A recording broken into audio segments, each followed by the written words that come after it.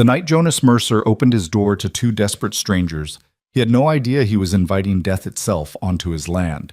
What began as a simple act of mercy would explode into a violent showdown that would test every ounce of courage he had left. This is the story of a broken rancher, two children running from murder, and the gunfight that changed everything. Stay until the end and comment what city you're watching from. I want to see how far this story travels. The September wind carried dust and dying light across Jonas Mercer's ranch, painting everything in shades of amber and shadow. He stood on his porch, one weathered hand wrapped around a tin cup of coffee gone cold, the other resting near the Winchester that hadn't left his side in 15 years. The land stretched before him, 300 acres of stubborn grass, rocky soil, and memories that wouldn't stay buried no matter how deep he tried to dig. Jonas was 53 years old, though his face told the story of a much harder life. Deep lines carved paths from the corners of his eyes, tributaries of grief that no amount of whiskey or solitude could wash away. His hair, once the color of wheat, had gone silver at the temples. His hands were scarred from wire, rope, and one terrible night he refused to remember in daylight. The ranch house behind him stood like a monument to everything he'd lost. 2 stories of weathered pine, a wraparound porch that Sarah had insisted on, windows that caught the morning sun just the way she'd planned. But Sarah was 6 years gone, buried on the hill beneath the cottonwood tree. And their daughter, Emma, God, Emma would have been 19 now. Would have been. Those 2 words carried more weight than any gravestone. Jonas took a sip of cold coffee and grimaced. The taste matched his mood. He was about to head inside when he saw them, 2 figures moving along the fence line where the property met the county road. At first he thought it was a trick of the failing light, shadows playing games the way they did at dusk. But as he watched, the figures became clearer. A girl, tall and thin, leading a horse that could barely walk. And on that horse, slumped forward like a sack of grain, a smaller figure, a boy. Jonas set down his cup and picked up the Winchester, not aiming it, just holding it. Out here, you learn to be careful. The West had rules, and the first rule was trust nobody until they gave you reason to. He stepped off the porch, his boots crunching on the gravel, and waited. The girl saw him and stopped. Even from 20 yards away, Jonas could see the exhaustion etched into her posture. Shoulders hunched, head lowered, every step an act of will. The horse beside her was in worse shape, ribs showing through dull brown hide, head hanging so low its nose nearly touched the ground. The boy on its back didn't move. "That's far enough," Jonas called out, his voice carrying across the empty space between them. "State your business." The girl raised her head. In the dying light, Jonas couldn't make out her features clearly, but he could hear the exhaustion in her voice when she spoke. "Please," she said. The word came out cracked, desperate. "Can we sleep in your barn?" Jonas felt something twist in his chest. It was the "we" that got him. The way she said it with such fierce protectiveness, like she was ready to fight God himself for this boy. He'd heard that tone before, in Sarah's voice, in Emma's. It was the sound of someone who'd put everything on the line for family. He should have said no. Every instinct sharpened by years of loss and loneliness told him to send them on their way, to protect himself from whatever trouble they were carrying. In the West, trouble had a way of spreading like wildfire, consuming everything in its path. These 2 were strangers, and strangers meant complications. But Jonas Mercer had been a stranger once, stumbling through a snowstorm with Sarah in his arms, her pregnant belly pressed between them, their supplies lost in a river crossing gone wrong. And old Henry Clayton had opened his door, asked no questions, and saved 3 lives that night, Jonas, Sarah, and the daughter who would be born 3 days later beside Henry's fireplace. Jonas lowered the rifle. "Barn's cold," he said, his voice gruff. "There's a room inside, my daughter's old one. You can sleep there tonight." The girl's head snapped up, and Jonas saw her face clearly for the first time. She couldn't have been more than 16, maybe 17, dark hair tangled around a face that was all sharp angles and hollow cheeks. Her eyes, though. Her eyes held something ancient and terrible, the kind of knowledge that children should never have. "Why?" she asked, and there was suspicion in her voice, hard-earned and justified. "Why would you do that?" Jonas thought about lying, about making up some story that would satisfy her without revealing too much of himself. But something in her gaze demanded honesty. "Because someone once helped me," he said simply. "Come on, before that horse collapses." He turned and walked back toward the house, not looking to see if they followed.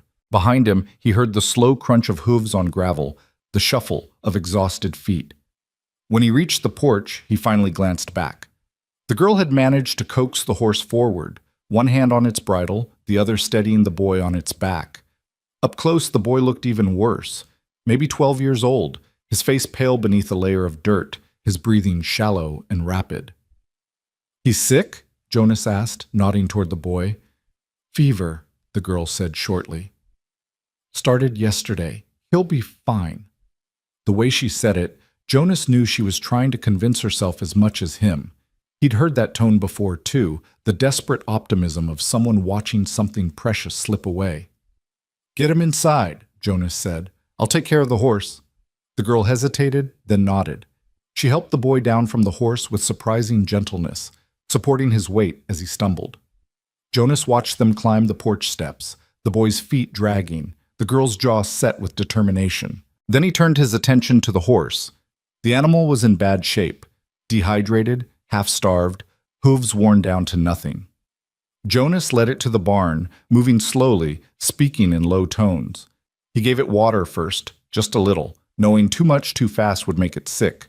Then he mixed up a warm mash of grain and molasses, something gentle on a shrunken stomach. While the horse ate, Jonas checked its legs, its teeth, its eyes. This had been a good animal once, well-trained and well-cared for. Whatever had happened to these kids, it had happened fast and hard enough to leave no time for proper preparation. When he finally made it back to the house, he found them in the kitchen. The girl sat at the table, ramrod straight despite her obvious exhaustion, her eyes tracking Jonas's every movement. The boy slumped in his chair, head resting on the table, his breathing labored. Jonas moved to the stove without a word.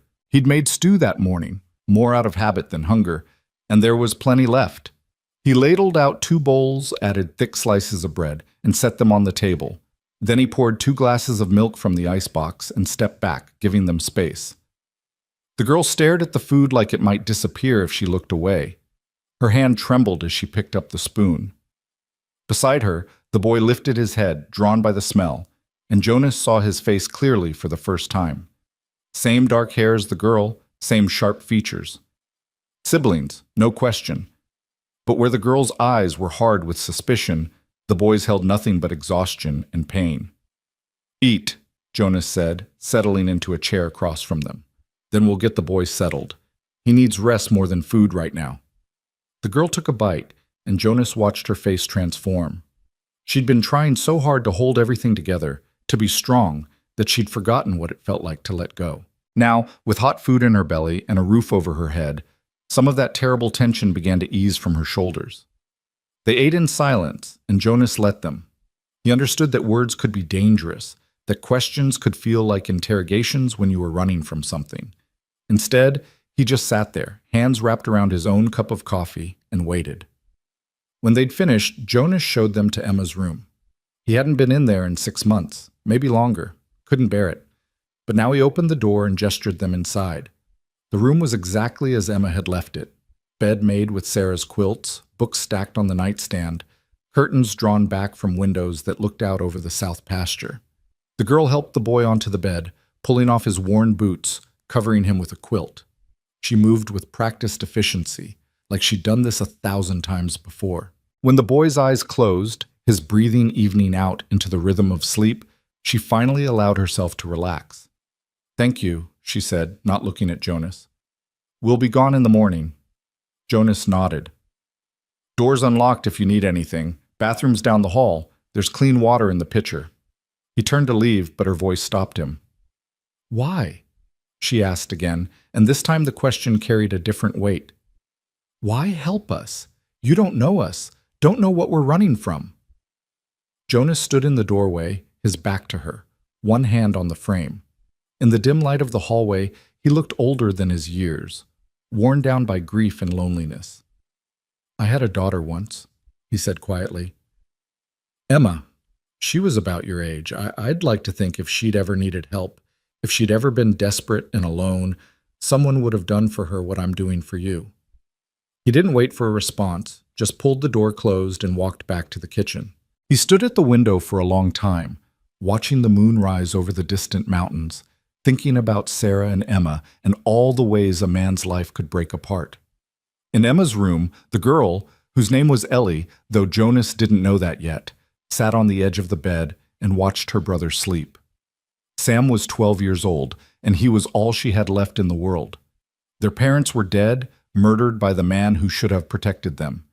And now that man's hired guns were hunting them across 3 territories, determined to finish what they'd started. Ellie had thought they were far enough away, that the miles and the mountains would keep them safe, but she'd been wrong before, and wrong always costs something. She looked around Emma's room, taking in the books and the quilts, and the careful way everything had been preserved, and she felt tears burning behind her eyes for the first time in weeks. This stranger, this rancher, with storm-cloud eyes and hands that moved with such gentle competence, had given them more than shelter. He'd given them a moment of peace in a world that had become nothing but running and fear and the constant weight of responsibility. Ellie knew they couldn't stay, knew that staying would only bring trouble to this man who'd lost so much already. But for tonight, for just one night, she let herself pretend they were safe. Sam stirred in his sleep, murmuring something unintelligible. Ellie smoothed the hair back from his forehead and felt the heat radiating from his skin. The fever was worse than she'd admitted to Jonas. Much worse. But there was nothing to be done about it now except wait and hope and pray to a God she wasn't sure was listening anymore. Outside, the September night deepened. Coyotes called to each other in the distance, their voices carrying across the empty land. In the barn, the horse dozed in its stall, finally safe after days of desperate flight. And in the kitchen, Jonas Mercer sat at his table with a bottle of whiskey he wouldn't open and a rifle he couldn't put down, wondering what kind of trouble he'd just invited through his door. The wind shifted, carrying with it the smell of coming rain. Jonas closed his eyes and thought about choices, about the moments that defined a man's life. He'd made a choice 15 years ago when he'd turned away from Emma's cries for help, too wrapped up in his grief over Sarah to see that his daughter was drowning in her own pain. He'd found her 3 days later in the barn, a rope around her neck, a note that said simply, "I'm sorry, Daddy, I couldn't carry it anymore." Jonas had carried that guilt every day since. Carried it in the way he worked himself to exhaustion, in the way he'd driven away every person who tried to get close, in the way he'd built walls around his heart so high and thick that nothing could get through. But tonight, when he'd seen that girl standing in his yard with her dying brother and her desperate question, something in those walls had cracked. Maybe it was too late to save Emma. Maybe it was too late to go back and make different choices. But maybe, just maybe, it wasn't too late to do something right.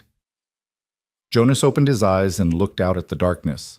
Somewhere out there, whatever these kids were running from was still hunting.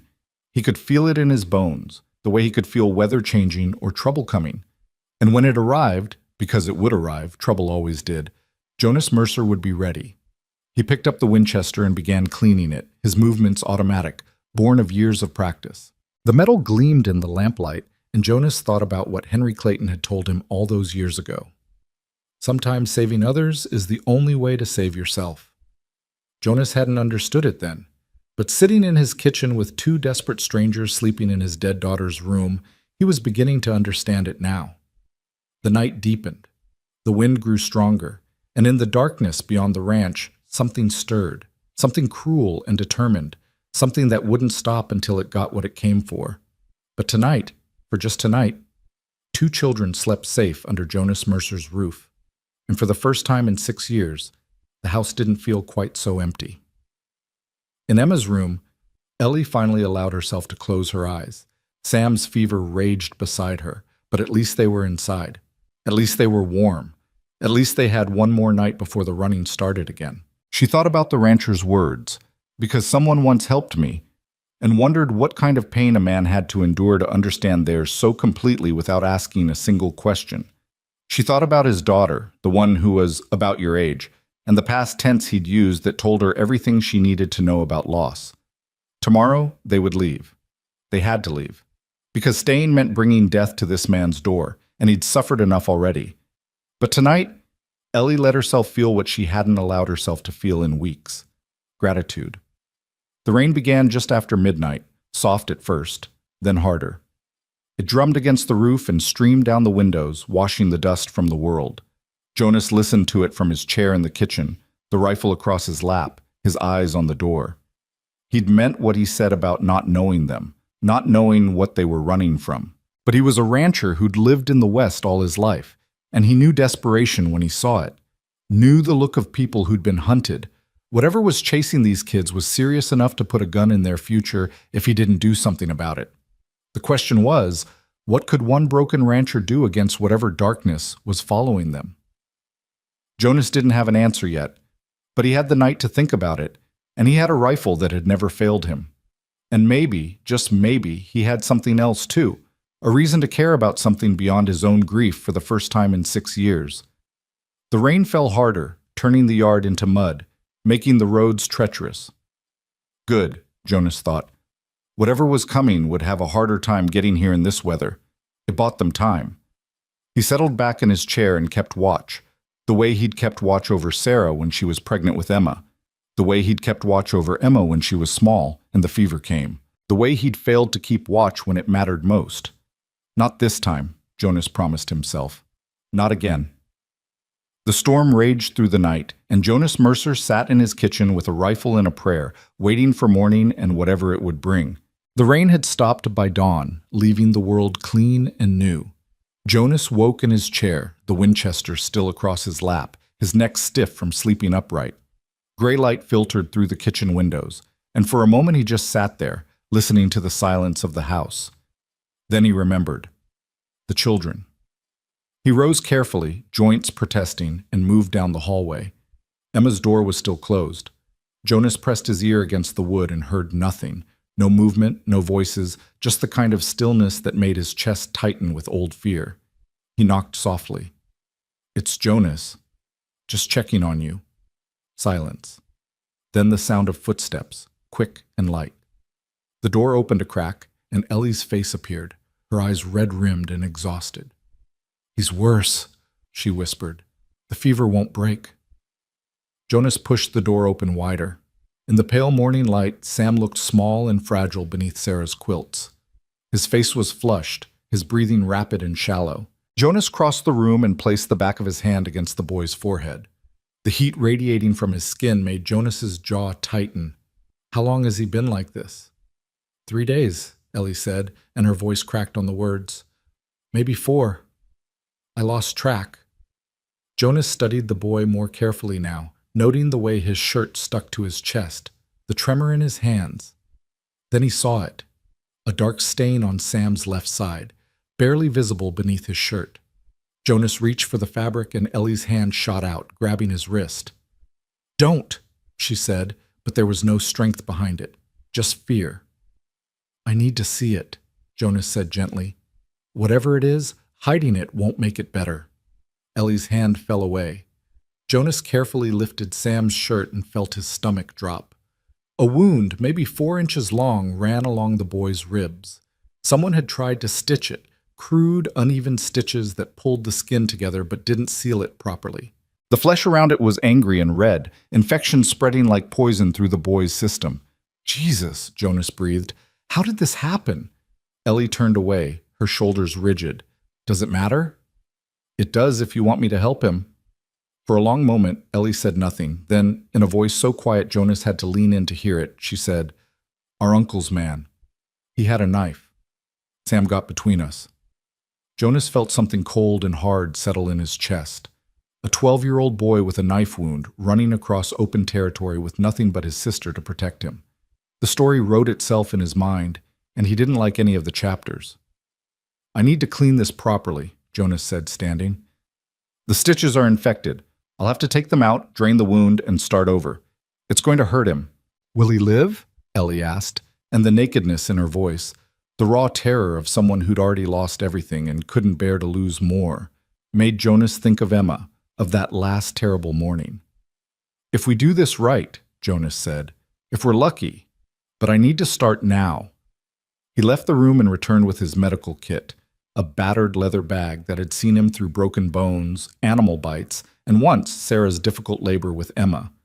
He set it on the nightstand and began laying out supplies: clean cloth, a bottle of whiskey, needle and thread, a sharp knife that he'd sterilized in boiling water. "You should wait outside," Jonas told Ellie.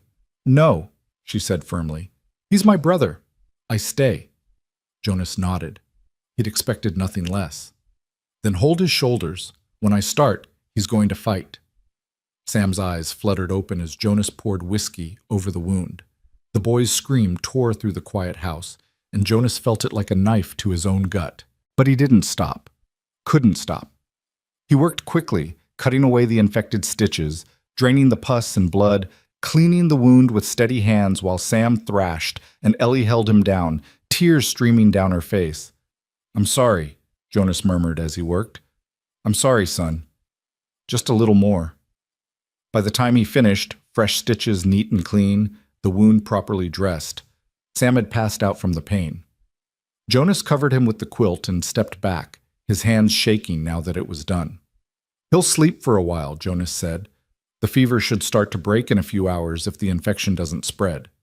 Ellie sagged against the wall, her face gray with exhaustion. "Thank you," she whispered. Jonas started to respond, but movement caught his eye. Through Emma's window, he could see the yard, the barn, and beyond that the fence line where he'd first spotted them yesterday. And there, in the early morning light, he saw something that made his blood run cold.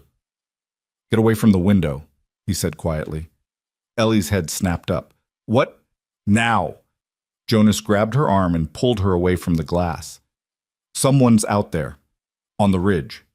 He moved to the window carefully, staying to the side where he couldn't be seen.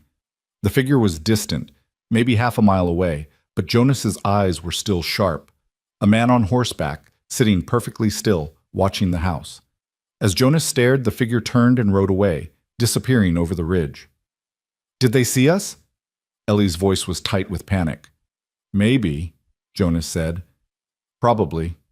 Depends on how long they were there before I noticed them." Ellie's face went white. "We have to leave. Now, before they come back with..." "With what?" Jonas asked, turning to face her. "More men? Guns? You think you'll get 10 feet with your brother in his condition? You think that horse of yours can outrun fresh mounts?" "Then what do you suggest?" Ellie demanded, and there was anger in her voice now, born of fear and desperation.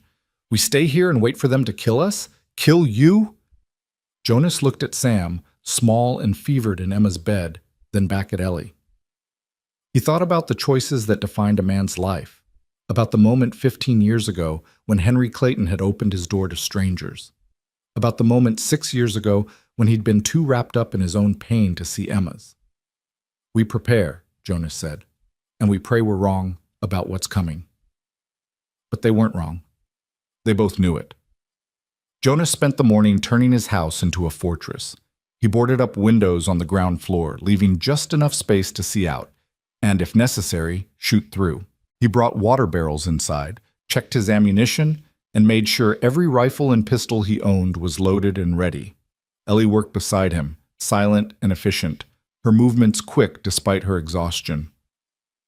"You know how to shoot?" Jonas asked as he handed her a Winchester. "My father taught me," Ellie said, and her voice went hard on the word father. "Before our uncle killed him." Jonas stopped what he was doing.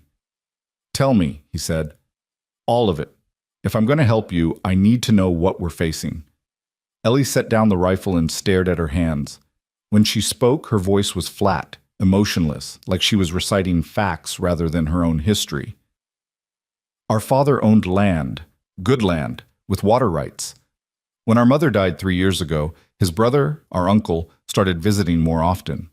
Said he wanted to help, said families should stick together." She paused, her jaw working. 6 weeks ago, our father told us he was selling the land. Said he wanted to move us somewhere safer, somewhere we could start over. That night, our uncle came to the house with 3 men. They shot our father in his own kitchen, while Sam and I hid in the cellar. Jonas felt sick. "And your uncle?" "Forged documents saying our father had sold him the land before he died. Said our father drank too much, got into a fight with drifters, got himself killed. The sheriff believed him, or pretended to. Ellie's hands curled into fists. We ran that night, took what we could carry and ran, and they've been hunting us ever since. Why? Jonas asked. If your uncle has the land, why keep hunting you? Ellie looked up at him, and her eyes were full of dark knowledge. Because I have papers, real papers, hidden in my saddlebag. Proof that our father never sold anything, that he was planning to report our uncle for trying to force the sale. With those papers, we can prove everything. Without us, she trailed off, but Jonas understood. Without them, there was no one left to tell the truth. Your uncle, Jonas said slowly. What's his name? Marcus Reeves. Jonas felt the name land like a physical blow. Marcus Reeves. He'd heard that name before, whispered in saloons and trading posts. A land grabber with connections to territorial officials, a man who'd built an empire on forged deeds and convenient deaths. If Reeves was behind this, then Ellie and Sam weren't just running from family trouble. They were running from something much bigger and much more dangerous. How many men does he have? Jonas asked. I've seen at least 6, Ellie said, but there might be more. The one who cut Sam, his name is Cole. He wears a deputy's badge, but he's not law. He's just one of Reeves's hired killers. Jonas nodded slowly, pieces falling into place. The figure on the ridge this morning, that had been a scout, someone checking to see if the tracks they'd followed had led to this ranch. By now that scout would be reporting back to Cole, and Cole would be gathering men. We have maybe a day, Jonas said. 2 if we're lucky. Then they'll come. You should turn us in, Ellie said suddenly. Tell them you found us. Collect whatever reward they're offering. You don't owe us anything. Jonas looked at her for a long moment. She was trying to sound tough, trying to give him an out, but he could see the fear in her eyes, the desperate hope that he'd say no. I had a daughter, Jonas said quietly. Emma. She was 17 when she died. Hung herself in the barn because I was too wrapped up in my own grief to see she was drowning. He paused, the words still painful even after 6 years. Every day since then, I've wondered what I could have done different, what I should have seen. Your brother's upstairs fighting for his life, and you're standing here trying to protect me from trouble I invited in willingly. So no, I won't turn you in, and I won't let them take you. Ellie stared at him, tears welling in her eyes. Why? She whispered. Why would you risk everything for us? Jonas thought about Henry Clayton, about the debt he'd never been able to repay because Henry had died 2 winters after Emma was born. About the way guilt and grief could eat a man alive if he let them. Because someone once helped me, Jonas said, and because I couldn't save my daughter. But maybe I can save you. The afternoon passed in tense preparation. Jonas rode to his nearest neighbor, Jacob Miller, a quiet man who lived 3 miles east. He told Jacob enough to make him understand that trouble was coming, asked if he'd keep watch, and spread the word to the other ranchers in the valley. Jacob listened without interrupting, then nodded once. I'll get the word out, Jacob said. We look after our own out here, and that includes anyone under your roof. Jonas felt something loosen in his chest. In the West, a man's neighbors were his lifeline. If things went bad, knowing Jacob and the others were watching might make all the difference. When Jonas returned to the ranch, he found Ellie sitting beside Sam's bed, holding her brother's hand. The boy was still unconscious, but his breathing seemed easier, less labored. The fever hadn't broken yet, but it hadn't gotten worse either. How is he? Jonas asked from the doorway. Fighting, Ellie said. He's always been a fighter. Jonas nodded. He started to leave, but Ellie's voice stopped him. Jonas? It was the first time she'd used his name.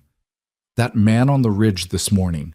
If he reports back to Cole, they'll know we're here. They'll know you're helping us. I expect they will, Jonas said. And you're still going to fight? Jonas looked at Emma's room, the books, the quilts, the life that had been cut short by pain and isolation. He thought about all the ways he'd failed his daughter, all the chances he'd missed to tell her she mattered, that she was loved, that the darkness she felt wasn't permanent. I'm still going to fight, Jonas said. Night fell, and with it came a different kind of silence. Jonas sat in the kitchen with the Winchester across his lap, listening to the sounds of the house. Upstairs, Ellie moved quietly between Emma's room and the bathroom. In the barn, the horse they'd brought stood in its stall, finally starting to recover. And somewhere out in the darkness, men were planning. Jonas knew how this would go. Cole would come with enough men to make resistance seem pointless. He'd offer terms, give up the children, walk away clean. When Jonas refused, they'd try to take them by force. And Jonas would fight, because that's what a man did when evil came calling. He fought, even if the odds were impossible. Around midnight, Jonas heard footsteps on the stairs. Ellie appeared in the kitchen doorway, her face pale in the lamplight. "I can't sleep," she said. "Every time I close my eyes, I see—" She stopped, unable to finish. "Your father," Jonas said gently. Ellie nodded. "He tried to fight them. He grabbed his rifle, but there were too many. And Cole just smiled while he—" Her voice broke. "Sam thinks it's his fault. He thinks if he'd been stronger, faster, he could have stopped it. That's why he jumped in front of that knife. He's trying to make up for something that was never his fault to begin with." Jonas understood that kind of guilt, understood the way it could poison everything, turning every moment into a reminder of failure. He'd lived with it for 6 years, and it had nearly destroyed him. "When I found Emma," Jonas said, surprising himself by speaking the words aloud, "I thought I'd die from the grief. Thought my heart would just stop beating because I couldn't stand the weight of it. My wife had been gone 8 months. Cancer took her slow and mean, and I was so focused on my own pain that I didn't see Emma drowning in hers. She left a note, said she couldn't carry it anymore. The sadness, the loneliness, the feeling that nothing would ever be good again." Ellie sat down across from him, listening. "For years," Jonas continued, "I blamed myself. Told myself if I just looked at her, really looked at her, I would have seen, would have gotten her help, would have told her that pain doesn't last forever, even when it feels like it will." He met Ellie's eyes. "Your father didn't die because Sam wasn't strong enough. He died because evil exists in this world, and sometimes it wins. That's not Sam's fault. It's not your fault. It just is." "How do you live with it?" Ellie asked. "The knowing that you could have done something different?" "You make different choices going forward," Jonas said. "You take the pain and the guilt, and you use them to make sure you don't make the same mistakes twice. That's all any of us can do." They sat in silence for a while, two people bound by grief and determination. Then Ellie spoke again, her voice small. "What if we don't win? What if Cole comes and—" "Then we'll have fought," Jonas said firmly, "and that matters. The fighting matters, even if we lose." But Jonas didn't plan on losing. He'd already lost too much in his life. He wasn't about to lose this too. The next morning dawned clear and cold. Sam woke briefly, his fever finally broken, his eyes clear for the first time in days. He looked at Jonas and whispered, "Thank you." Jonas just nodded and told him to rest, that he was safe now. The lie tasted bitter on his tongue, but he told it anyway because that's what you did for children. You gave them hope, even when you had none yourself. Around noon, Jonas was checking the perimeter when he saw dust on the horizon. Not the dust of a single rider, but the cloud that came with multiple horses moving fast. His stomach tightened. "Ellie!" he called. "Get Sam to the root cellar, now!" Ellie appeared at the door, saw his face, and understood immediately. She disappeared back inside, and Jonas heard her moving quickly through the house. He'd shown her the root cellar yesterday, a small underground space accessed through a trapdoor in the kitchen floor. It was cramped and dark, but it was hidden. If things went bad, if Jonas fell, the children would have a chance to stay hidden until help arrived. Jonas positioned himself on the porch with the Winchester, watching as the dust cloud grew closer. 5 riders, moving at a steady pace. Not rushing, because rushing showed fear, and these men wanted him to know they weren't afraid. They came to a stop 30 yards from the house, and Jonas felt his breath catch. The man in front wore a deputy's badge that caught the sunlight. Cole. He was younger than Jonas expected, maybe 30, with the kind of face that would have been handsome if not for the coldness in his eyes. The men flanking him looked exactly like what they were, hired guns with no loyalty beyond their paycheck. "Jonas Mercer?" Cole called out, his voice friendly, conversational. "Mind if we have a word?" "Say your piece from there," Jonas replied, the Winchester steady in his hands. Cole smiled. Fair enough. We're looking for two children, a girl and a boy, about 16 and 12. We have reason to believe they passed through this area recently. Haven't seen them, Jonas said flatly. Cole's smile widened. Now, Mr. Mercer, I know that's not true. My man saw tracks leading here 2 days ago, tracks that matched the horse these children stole. Your man was mistaken. Was he? Cole dismounted slowly, keeping his hands visible. See, here's the thing. These children are dangerous. Their uncle, their legal guardian, has been worried sick about them. There was an incident at their home. Their father died, and the children ran. Marcus Reeves just wants them back safe. Jonas felt rage building in his chest. The lie was so smooth, so practiced, that for a moment he understood how Reeves had gotten away with it, how a corrupt sheriff might believe this story about troubled children and a concerned uncle. If that's true, Jonas said slowly, then why do you need 5 armed men to collect 2 scared kids? Cole's smile faded. Mr. Mercer, you seem like a reasonable man.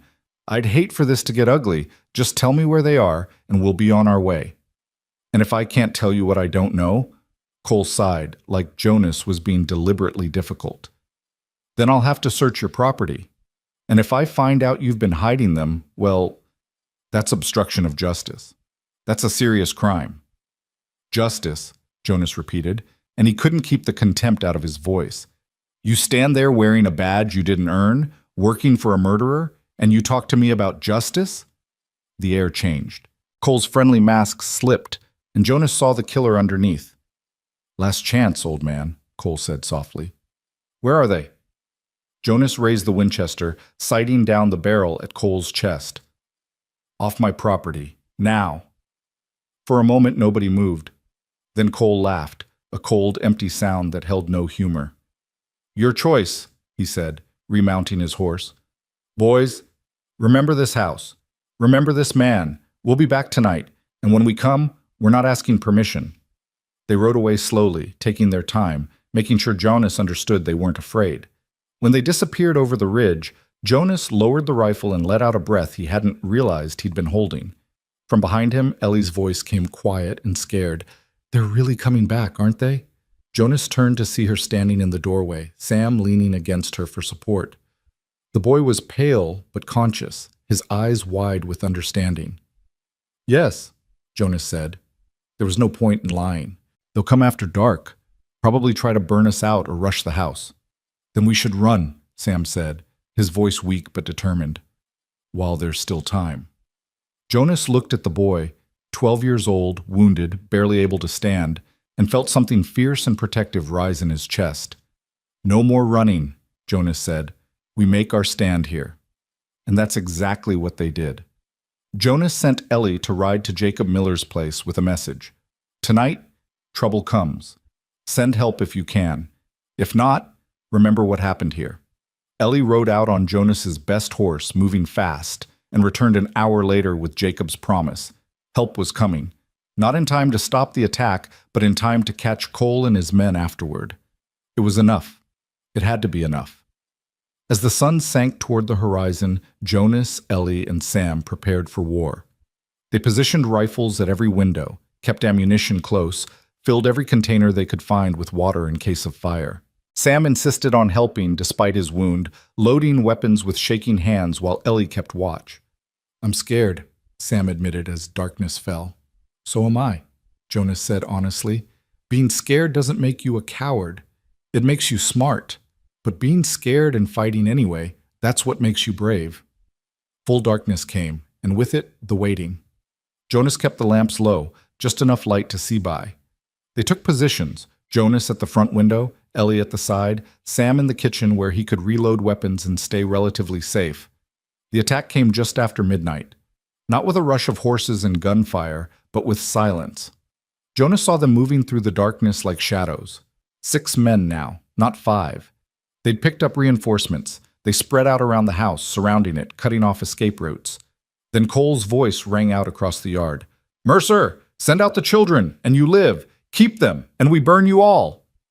Jonas didn't answer. Instead, he sighted carefully and fired. The shot boomed through the night, and one of Cole's men cried out, clutching his leg. The response was immediate. Gunfire erupted from all sides, bullets punching through walls, shattering windows. Jonas dropped below the sill and returned fire, while Ellie did the same from her position. The house filled with smoke and noise, and through it all Jonas heard Sam crying but still loading weapons, still doing his part. A torch arced through the darkness and landed on the porch. Flames spread quickly across the dry wood. Another torch hit the barn, and Jonas felt despair claw at him. They were going to burn them out, just like he'd feared. But Jonas Mercer hadn't survived 53 years in the West by giving up. He grabbed a bucket of water and threw open the door, dousing the flames on the porch while bullets whined past his head. He dove back inside, and Ellie was suddenly beside him, her face fierce. "The barn?" she asked. "Let it burn," Jonas said grimly. "We save ourselves first." The battle raged. Jonas lost track of time, lost track of how many shots he'd fired or how many men were still out there. He just kept fighting, kept moving, kept protecting the children who'd trusted him with their lives. Then, through the smoke and chaos, Jonas heard something that made his heart leap. More gunfire, but from a different direction. Shouts of confusion from Cole's men. And through the darkness came riders, 4 of them, led by Jacob Miller, rifles blazing. The tide turned. Caught between Jonas's house and Jacob's reinforcements, Cole's men broke. 2 were already down, wounded or dead. The others scattered, riding hard into the darkness. Only Cole remained, and Jonas saw him standing in the yard, his face twisted with rage. "This isn't over," Cole screamed. "You hear me, Mercer? This isn't over." Then he too was gone, swallowed by the night. Jonas sagged against the wall, his ears ringing, his hands shaking. Ellie was crying, and Sam was calling for her. Jacob Miller appeared in the doorway, his face grim. "They're gone," Jacob said. "For now." Jonas nodded, unable to speak. The barn was a total loss, flames consuming it, but the house still stood, and inside it, 2 children still breathed. It was enough. For now, it was enough. But Jonas knew Cole's words were true. This wasn't over, not by a long shot. The barn burned through the night, flames reaching toward the stars like accusing fingers. Jonas stood in the yard with Jacob and 3 other ranchers, men he'd known for years but never really let close, and watched everything he'd built with Sarah turn to ash. The horses were safe, let out before the fire spread too far, but the structure itself was beyond saving. By dawn, nothing remained but charred timber and the acrid smell of smoke that would linger for weeks. Jacob clapped a hand on Jonas's shoulder. "We'll help you rebuild," he said, "soon as this business with Reeves is settled." Jonas nodded his thanks but couldn't find words. His throat was tight with exhaustion and something else, a feeling he hadn't experienced in 6 years. Purpose. For so long he'd existed rather than lived, going through motions without meaning. But last night, standing between those children and the men who would kill them, he'd felt alive again. Terrified, yes, but alive. Inside the house, Ellie had finally gotten Sam back to bed. The boy's wound had reopened during the chaos, blood seeping through the bandages, but Jonas had stitched it again while Sam bit down on a leather strap and Ellie held his hand. The kid was tough, tougher than any 12-year-old should have to be. "They'll come back," Jacob said, watching the dying embers. "Cole's the type who doesn't forget an insult, and you made him look weak in front of his men." "I know," Jonas said quietly. "That's why we need to end this. Not just survive it, end it." Jacob turned to look at him, eyes shrewd in the early morning light. "You thinking what I think you're thinking?" "Marcus Reeves," Jonas said. "This all traces back to him. Cut off the head, and maybe the snake dies. Or maybe it just gets meaner," Jacob countered. "Man like Reeves doesn't get where he is without protection. Territorial officials, corrupt sheriffs, judges in his pocket. You go after him directly, you'll have more than 6 hired guns to worry about." Jonas knew Jacob was right, but he also knew that running, hiding, defending, none of it would keep Ellie and Sam safe in the long term. Reeves wanted them dead, wanted those papers buried, and he had the resources to hunt them across 3 territories. The only way to truly protect the children was to take away Reeves's reason for hunting them. "The papers," Jonas said suddenly. "The ones Ellie mentioned. If we can get them to someone who matters, someone Reeves doesn't own, that's a big if, Jacob interrupted. Who you going to trust? Local sheriff's either corrupt or scared. Territorial marshal's office is 2 weeks' ride, and you really think those kids will survive 2 weeks on the road? Jonas rubbed his face, feeling the weight of impossible choices. Jacob was right on every count, but there had to be a way. There had to be. The other ranchers left as the sun climbed higher, promising to keep watch and spread word through the valley. If Cole returned with more men, Jonas wouldn't face them alone. It was something, at least. A fragile alliance built on the unspoken code of the West. You protected your own, and anyone under a neighbor's roof counted as their own. Jonas walked back to the house feeling every one of his 53 years. His side ached where he'd wrenched it diving for cover. His hands were blistered from handling hot weapons all night. But when he stepped into the kitchen and saw Ellie making coffee with practiced efficiency, saw Sam dozing in a chair with color finally returning to his face, he felt something shift in his chest. "You should sleep," Ellie said without turning around. "We'll keep watch." "In a bit," Jonas replied, sinking into his usual chair. The Winchester was still on the table where he'd left it, and he pulled it close out of habit. "We need to talk about what comes next." Ellie poured 2 cups of coffee and sat across from him. In the morning light, she looked older than 16, or maybe just more tired. The innocence that should have been hers had been stripped away by violence and loss, leaving behind someone who'd seen too much too soon. "Cole will come back," she said flatly, "probably with more men. We can't stay here." "Running won't solve anything," Jonas said. "Your uncle has resources. He'll find you eventually, and next time you might not have a barn to hide in or neighbors to call on." "Then what do you suggest?" Ellie's voice held an edge of frustration. "We can't fight an army. We can't go to the law. We can't—" She stopped, her jaw working as she fought for control. Jonas reached across the table and took her hand. She flinched at first, then let him hold it. Her fingers were calloused and rough, the hands of someone who'd worked hard all her life. "The papers you mentioned," Jonas said gently. "The proof your father kept. Where are they now?" Ellie pulled her hand back and stood, moving to the window. For a long moment she just stared out at the ruined barn. When she spoke, her voice was barely above a whisper. "In my saddlebag. I sewed them into the lining the night we ran. I figured if anything happened to me, at least Sam wouldn't be caught with them." "And your father, did he tell anyone else about them? Anyone who might corroborate your story?" Ellie shook her head. "He was afraid. Said if word got out before he could get to the territorial capital, Reeves would move against us. He was right." Her voice cracked. "He was trying to protect us, and it got him killed." Jonas stood and joined her at the window. Outside, the morning was beautiful. Clear sky, birds singing, the land stretching toward distant mountains. It was the kind of morning Sarah had loved, the kind of morning that made you believe in second chances. "What if we made the papers public?" Jonas asked. Not to some official Reeves might own, but to everyone. Newspapers, town councils, every rancher and settler between here and the territorial capital. Make it so widely known that Reeves can't bury it. Ellie turned to look at him, hope and skepticism warring in her expression. "How? We can't exactly ride from town to town with Cole hunting us." "No," Jonas agreed. "But we know people. Jacob and the others, they have connections. And there's a newspaper man in Silver Creek, fellow named Anderson.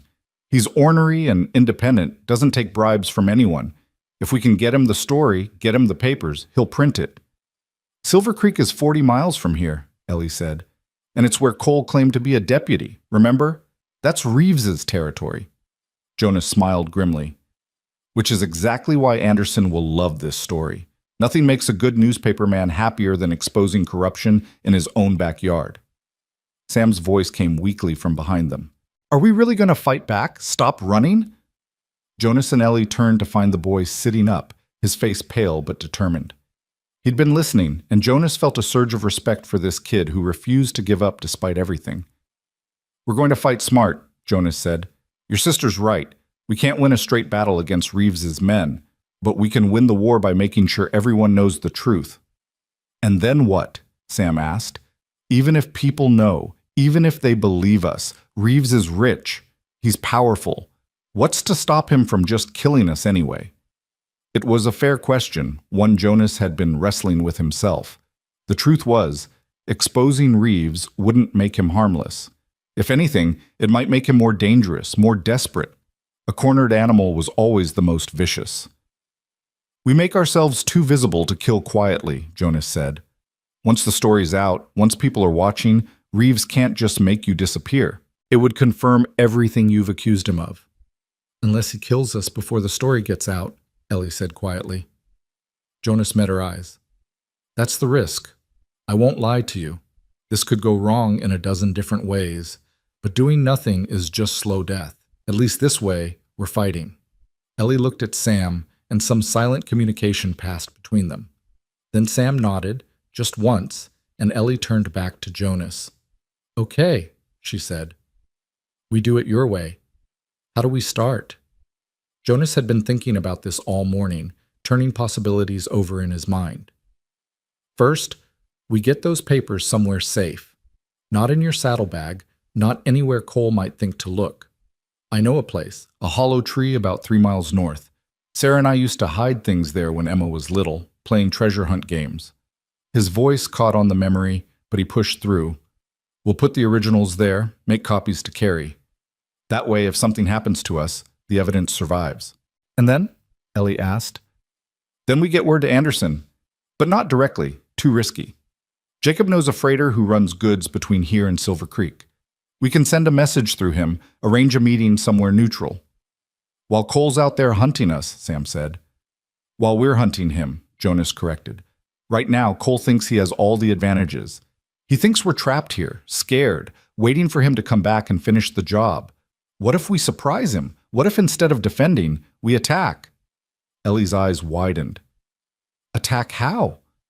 Jonas pulled out a worn map of the territory and spread it on the table. Cole's operating out of Silver Creek, probably using a house or hotel as base. He needs supplies, fresh horses, information. If we can figure out where he's staying, we could hit him there, not to kill necessarily, but to send a message. Let him know he's not the only one who can wage war. That's insane, Ellie said, but there was something in her voice that wasn't quite disagreement. We're 3 people, one of them wounded. Cole has at least 4 men left, maybe more if Reeves sends reinforcements. 3.5 people, Sam interjected. I can shoot. No, Ellie said firmly. You can barely stand. I can sit and shoot, Sam argued. Same as in a fight. Maybe better because I won't fall over. Jonas held up a hand before the siblings could descend into argument. Nobody's shooting anybody yet. This is reconnaissance first. We need information, where Cole's staying, how many men he has, what his plans are. Once we know that, we can make real decisions. And how do we get that information? Ellie asked. Jonas thought about it. Silver Creek was a small town, the kind of place where everyone knew everyone else's business. If Cole and his men were there, people would have noticed. The question was finding someone willing to talk, someone who wasn't on Reeves's payroll. Emily Chen, Jonas said suddenly. She runs a boarding house in Silver Creek. Good woman, honest. Her husband was a friend of mine before he died. If Cole's in town, Emily will know about it, and she'll tell me if I ask. If you ask, Ellie repeated. You're planning to go into Silver Creek yourself, where Cole's waiting? He's not waiting for me, Jonas pointed out. He's waiting for you two to make a mistake, to run or panic. He won't expect me to walk straight into his territory. Because it's suicide, Ellie said flatly. It's necessary, Jonas countered. We need that information, and I'm the only one who can get it without raising suspicion. I'm just a rancher whose barn burned down, coming to town for supplies. Nothing suspicious about that. Ellie opened her mouth to argue, but Sam spoke first. He's right, Ellie. Someone has to go, and it can't be us. They're looking for us specifically. Jonas is just some guy who helped us. Some guy whose house they tried to burn down, Ellie shot back. You think Cole won't recognize him? Cole saw me in the dark shooting at him, Jonas said. He doesn't know what I look like up close. And even if he does, well, sometimes you have to take risks. The truth was, Jonas knew this plan was dangerous, probably foolish, but he also knew they couldn't win by playing defense forever. Henry Clayton had taught him that years ago When Jonas was young and thought caution was the same as wisdom, sometimes you had to step into the fire to put it out. They spent the rest of the day preparing.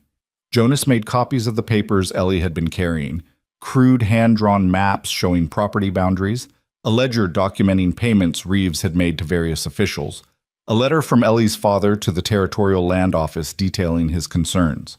The evidence was damning, but only if it reached the right people. Jonas sealed the originals in an oilskin pouch and rode north to the hollow tree, Ellie insisting on coming with him despite his protests. They didn't speak much during the ride, both of them scanning the horizon for threats. When they reached the tree, an ancient cottonwood split by lightning years ago. Jonas climbed down and placed the pouch deep in the hollow, covering it with stones and bark. "Your wife really used to hide things here?" Ellie asked, watching from her horse. "Treasures," she called them, Jonas said, his voice soft. Little gifts for Emma.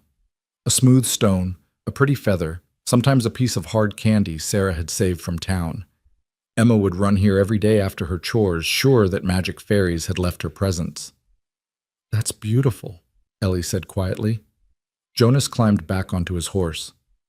Sarah understood something I didn't back then. She understood that childhood should be magical for as long as possible, because the real world intrudes soon enough. I thought she was being silly, playing these games. Now I'd give anything to have one more silly afternoon with them. They rode back in silence, but it was a companionable silence now, the kind between people who'd shared hardship and understood each other's scars. That evening, Jonas prepared for his trip to Silver Creek.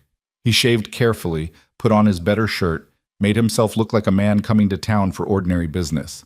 He packed supplies, money, ammunition, a small pistol hidden in his boot, and tried not to think about all the ways this could go wrong. "You could get killed," Ellie said bluntly as Jonas saddled his horse. "Could have gotten killed last night too," Jonas replied. "Could get killed tomorrow when Cole comes back. Could slip in the barn and break my neck.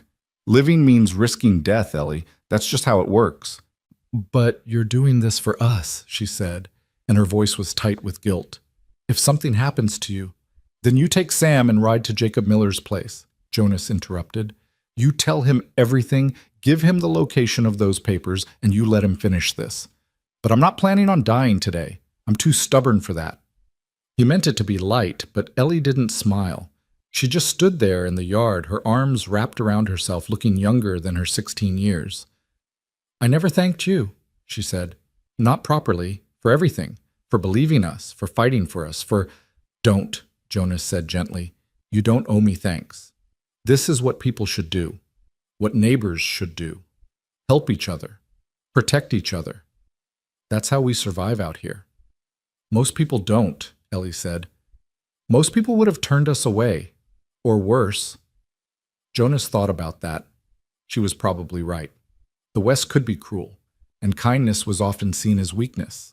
But Jonas had learned the hard way that cruelty ate you from the inside out, while kindness, even when it cost you, left something worth keeping. "Take care of your brother," Jonas said, mounting his horse. "Jacob's keeping watch. You see anything suspicious, you fire 3 shots in quick succession. He'll come running." "Jonas!" Ellie called as he started to ride away. He turned back. "Come home, okay? Sam's not the only one who needs you now." Jonas felt something warm spread through his chest. It had been so long since anyone had needed him, since he'd been more than just a ghost haunting his own life. He nodded to Ellie and rode toward Silver Creek, toward danger, toward whatever fate had waiting for him. The ride took 4 hours, and Jonas used the time to think. His plan was simple. Too simple, probably, which meant it might actually work. He'd ride into Silver Creek like any rancher coming to town, stop at Emily Chen's boarding house for a meal, and ask casual questions. Where was Cole staying? How many men did he have? What were people saying about the burned barn and the rancher who'd harbored fugitives? Of course, if Cole happened to be at the boarding house, or if someone recognized Jonas and reported to Cole, the plan would fall apart fast. But Jonas had faced death before.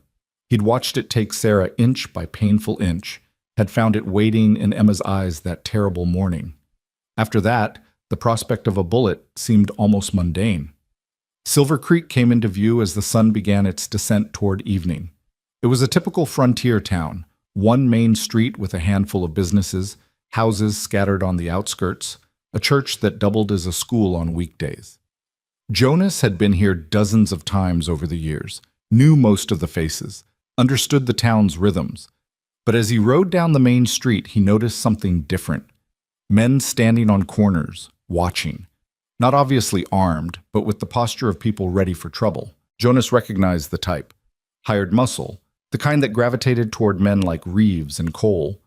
The town was occupied, essentially, turned into a base of operations for hunting 2 children. Jonas felt anger rise in his throat, but pushed it down. Anger made you stupid, made you take risks you shouldn't. He needed to be smart now, careful. He tied his horse outside Emily Chen's boarding house and walked inside, moving with the unhurried gait of a man who had nothing to hide. Emily was behind the counter, her gray hair pulled back, her face lined with the hard work of running a business alone. She looked up when Jonas entered, and her eyes widened briefly before she schooled her expression to neutrality. "Jonas Mercer," she said evenly. "It's been a while." "Emily," Jonas replied, tipping his hat. "Hoped you might have a room available, and maybe some of that stew you're famous for." Emily glanced past him toward the street, then back. "I have a room, stew too. Come on back to the kitchen, and we'll talk price." Jonas followed her through the boarding house, noting the empty common room, the closed doors of guest rooms. Emily led him to her private kitchen and shut the door firmly before turning to face him. "Are you insane?" she hissed. "Coming here? Cole's got men watching every building in town. He's offering $100 to anyone who reports seeing you or those children." "I know," Jonas said calmly. "That's why I'm here. I need information, Emily. Where's Cole staying?" Emily crossed her arms. "You think I'm going to help you get yourself killed? Your wife was my friend, Jonas. Sarah would haunt me forever if I let you do something this stupid."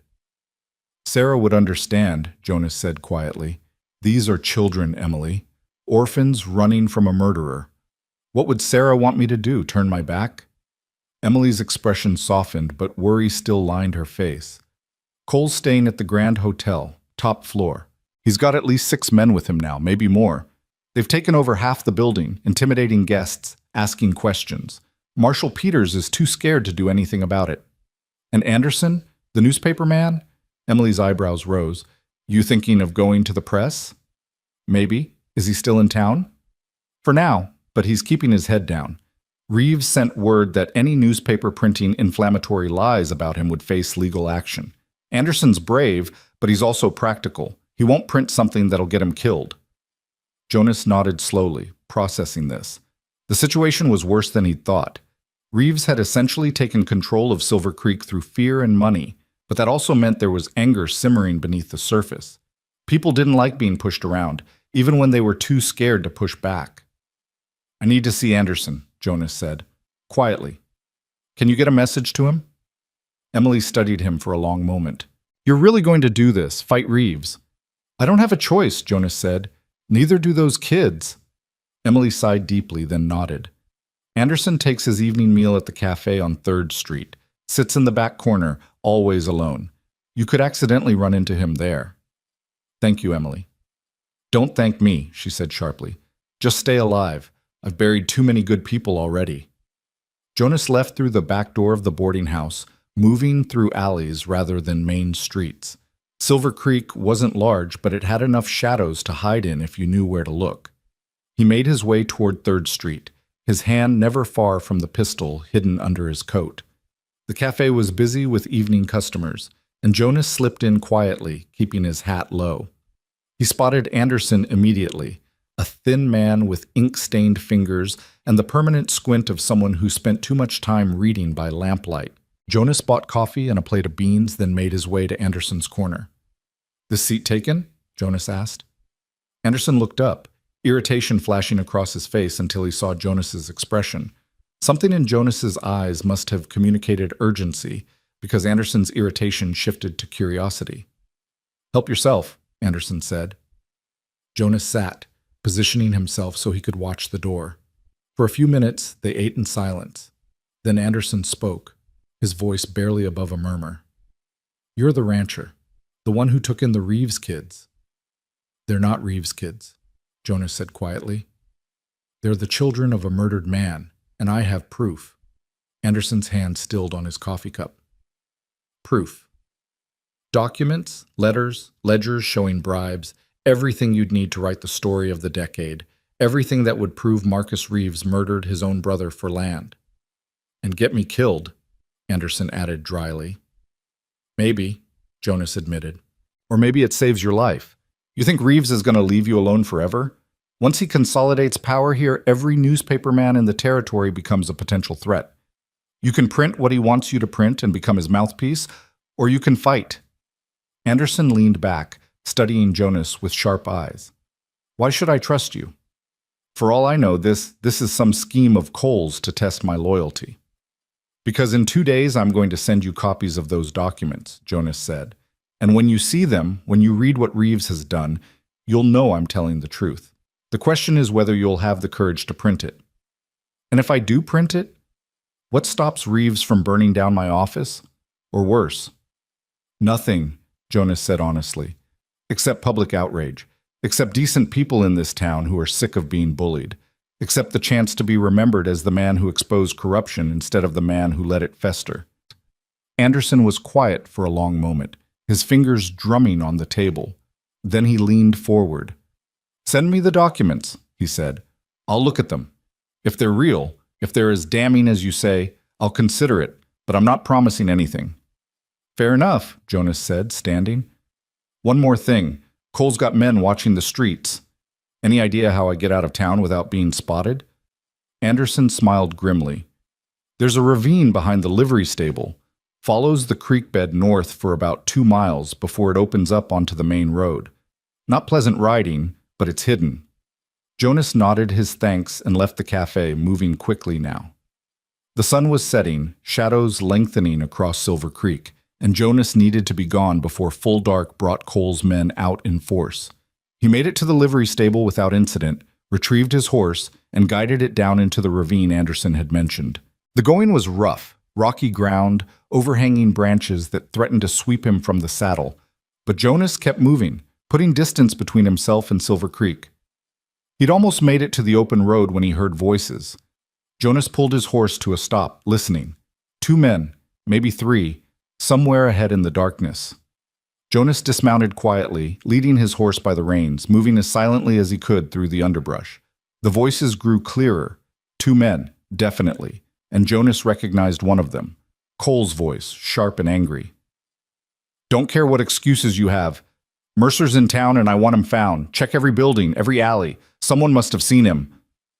We've been looking, a second voice protested. He's like a ghost. Then try harder, Cole snapped. Reeves wants this finished. The kids, Mercer, anyone who knows about those papers, all of them gone before word spreads. Jonas's heart hammered in his chest. He was maybe 30 feet from where they stood, hidden by darkness and brush but completely trapped. If they decided to search the ravine, they'd find him, and at this range, with 2 of them and only one of him, his chances weren't good. He waited, barely breathing, his hand on the pistol at his belt. The conversation continued, Cole giving orders, the other man agreeing with obvious reluctance. Then, finally, the sound of boots on stone, moving away. Jonas remained frozen for another 5 minutes, making sure they were truly gone, before mounting his horse and continuing carefully toward the open road. When he finally emerged from the ravine onto familiar territory, Jonas allowed himself a moment of relief. He'd gotten the information he needed. Anderson would receive the documents, and if the newspaperman had even half the courage Jonas thought he did, the truth would come out. But as Jonas rode through the darkness toward home, Cole's words echoed in his mind, all of them gone before word spreads. The timeline had just shortened. Reeves wasn't playing a long game anymore. He wanted this over fast, which meant the attack would come soon. Very soon. Jonas pushed his horse harder, urgency thrumming through his veins. He needed to get back to Ellie and Sam, needed to warn them that the war was about to escalate. As he crested the ridge overlooking his ranch, Jonas saw lights burning in the windows. Ellie waiting up, keeping watch like he'd taught her. He was almost home when he saw the second set of lights, these ones moving. Torches, 3 of them, coming from the south. Riding hard toward his ranch, Jonas kicked his horse into a gallop, racing against whoever was coming, praying he'd reach Ellie and Sam before the riders did. The wind whipped past his face, carrying with it the smell of smoke and the promise of violence. The West had taught him that some fights were inevitable. You could run, you could hide, you could pray for mercy. But eventually, you had to stand and face what was coming. Jonas Mercer had spent 6 years running from his grief, hiding from life, praying for oblivion. He was done running now. Jonas's horse thundered across the hard-packed earth, foam flecking its mouth as he drove it harder than he should.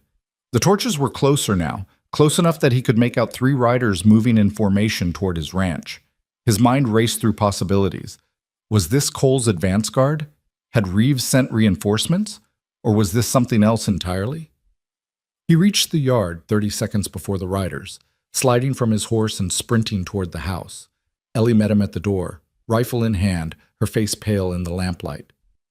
"I saw them coming," she said quickly. "Sam's in the cellar. I was about to—" "Wait," Jonas said, holding up a hand. Something about the riders' approach wasn't right. They weren't trying to surround the house or spread out for an attack. They were riding straight up the main path, torches held high like a warning rather than a weapon. As Jonas watched from the window, the lead rider pulled up 50 yards from the house and called out, "Jonas Mercer, we're not here to fight." Jonas recognized the voice. Thomas Whitmore, a rancher from 10 miles west. Relief flooded through him, followed immediately by confusion. He stepped onto the porch, rifle lowered but ready. "Tom, what the hell are you doing riding up on my place like the devil's on your heels?" The 3 riders approached slowly, and Jonas saw they were all ranchers he knew. Tom Whitmore, Paul Henderson, and young Danny Carson, who couldn't be more than 22. Their faces were grim, and Tom dismounted with the weariness of a man carrying bad news. "We came to warn you," Tom said without preamble. "Cole's gathering men. Word is he's planning to hit your place tomorrow at dawn with at least a dozen guns, maybe more." Jonas felt his stomach drop. "How do you know this?" "My boy was in Silver Creek today," Tom said. "Heard Cole recruiting. He's offering $50 a head to anyone willing to ride with him. Some are taking him up on it, drifters mostly, men who don't care what they're fighting for as long as the money's good." Paul Henderson stepped forward, a stocky man with graying hair and steady eyes. "It's worse than that, Jonas. Reeves himself is coming. He's bringing a wagon of supplies and enough ammunition for a siege. They're not planning to just chase those kids off. They're planning to make an example." Jonas's mind reeled. A dozen men, maybe more. Reeves personally involved. This had escalated beyond anything he'd imagined. He thought of Ellie and Sam hiding in his house, 2 children who'd already survived so much, and felt rage and fear war in his chest. "When?" Jonas asked quietly. "Dawn tomorrow," Danny Carson said, speaking for the first time. His voice shook slightly. "They're mustering at the old Brennan place. You know it, about 8 miles south. They'll ride from there at first light." But Jonas did know it. The Brennan place had been abandoned for years after the family moved east. It was perfect for staging an attack, close enough to strike quickly, far enough to avoid being spotted easily. "Why are you telling me this?" Jonas asked, though he thought he knew the answer. "You could stay out of it. Stay safe." Tom Whitmore's jaw tightened. "Because what Cole and Reeves are doing is wrong. We all know it. Those kids didn't kill anyone. Their father was murdered, and now Reeves wants to bury the evidence along with the witnesses. Some of us still believe in doing right, even when it's dangerous." "Jacob Miller sent word through the valley," Paul added, "called on every man who believes in justice to make a choice.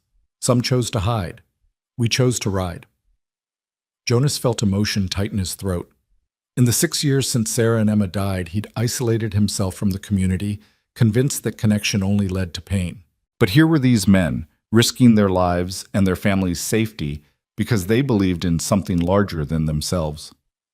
"How many are with us?" Jonas asked. 7 so far, Tom said. "Jacob's spreading word to others, but some won't come. They're too scared of Reeves or they don't want to risk their families. Can't blame them for that." 7 against 12 or more, Jonas said, doing the math. "Those aren't good odds." "They're better than 1 against 12, Paul pointed out. "And we're not just farmers and ranchers anymore, Jonas. We're men who've decided enough is enough. That counts for something." Jonas looked at these 3 men, neighbors he'd barely spoken to in years, and saw the same determination he felt burning in their eyes. They were right. This was bigger than him, bigger than Ellie and Sam. This was about whether decent people would stand against evil when it came calling, or whether they'd let fear turn them into cowards. "Thank you," Jonas said simply. "All of you, for coming, for caring." Tom clapped him on the shoulder. "We'll ride back and spread word about the timeline. Jacob's gathering everyone at his place before dawn. We'll make our stand there, better defensive position than here, and his ranch has more buildings to use for cover." "No," Jonas said firmly. "They're coming for me and the kids. Jacob doesn't need his home destroyed." "It's already decided," Tom said. "Jacob insisted. Said you've taken enough losses already." He gestured toward the burned barn still smoldering in the darkness. "Besides, his place has something yours doesn't, a root cellar with a hidden exit that leads to the creek bed. If things go bad, we can get the kids out that way." Jonas wanted to argue, but he could see the logic. And more than that, he could see that Jacob and the others had already committed. This was happening whether Jonas agreed or not. "All right," Jonas said finally. "We'll move to Jacob's before dawn, but I need to do something first. Those documents I mentioned to Anderson, I'm sending copies tonight. If we don't make it through tomorrow, someone needs to know the truth." After the three ranchers left, Jonas went inside and found Ellie standing in the kitchen, her face a mask of controlled terror. Sam had emerged from the cellar and sat at the table, his wound clearly paining him, but his eyes sharp and alert. "You heard?" Jonas asked. "Every word," Ellie said. "Jonas, you can't do this. None of you can. This is our fight, not yours." "It stopped being just your fight the moment Cole tried to burn down my barn," Jonas said. He moved to his writing desk and pulled out the copies he'd made of the documents. "But you're right that this is about more than fighting. It's about making sure the truth survives, even if we don't." He worked quickly, sealing the documents in an envelope addressed to Anderson at the Silver Creek newspaper. Then he wrote a second letter, this one to the territorial marshal's office, explaining everything. He sealed both letters and turned to Sam. "Can you ride?" Jonas asked. "I can manage," Sam said, sitting up straighter. "No," Ellie said immediately. "He's still healing. He can't—" "I need someone to take these to the freighter station at Miller's Crossing," Jonas interrupted gently. "It's only 6 miles, mostly flat ground. The freighter runs to Silver Creek and the territorial capital. These need to be on that wagon tomorrow morning before the attack comes." "I'll go," Ellie said. "No," Jonas said firmly. "Sam goes because if Cole gets past us tomorrow, you're the one who knows where the original documents are hidden. You're the backup plan. Sam's the messenger." Sam stood, wincing slightly, but keeping his face stoic. "I can do it. I want to do it. We've been running for so long, I want to do something that matters." Ellie looked between Jonas and her brother, and Jonas could see the struggle playing out on her face. She wanted to protect Sam, wanted to keep him close and safe, but she also understood that sometimes the only way to protect someone was to let them be brave. "If anything happens to you," Ellie started. "It won't," Sam said, putting his hand on her shoulder. "I'm just riding to Miller's Crossing and back. I'll be careful."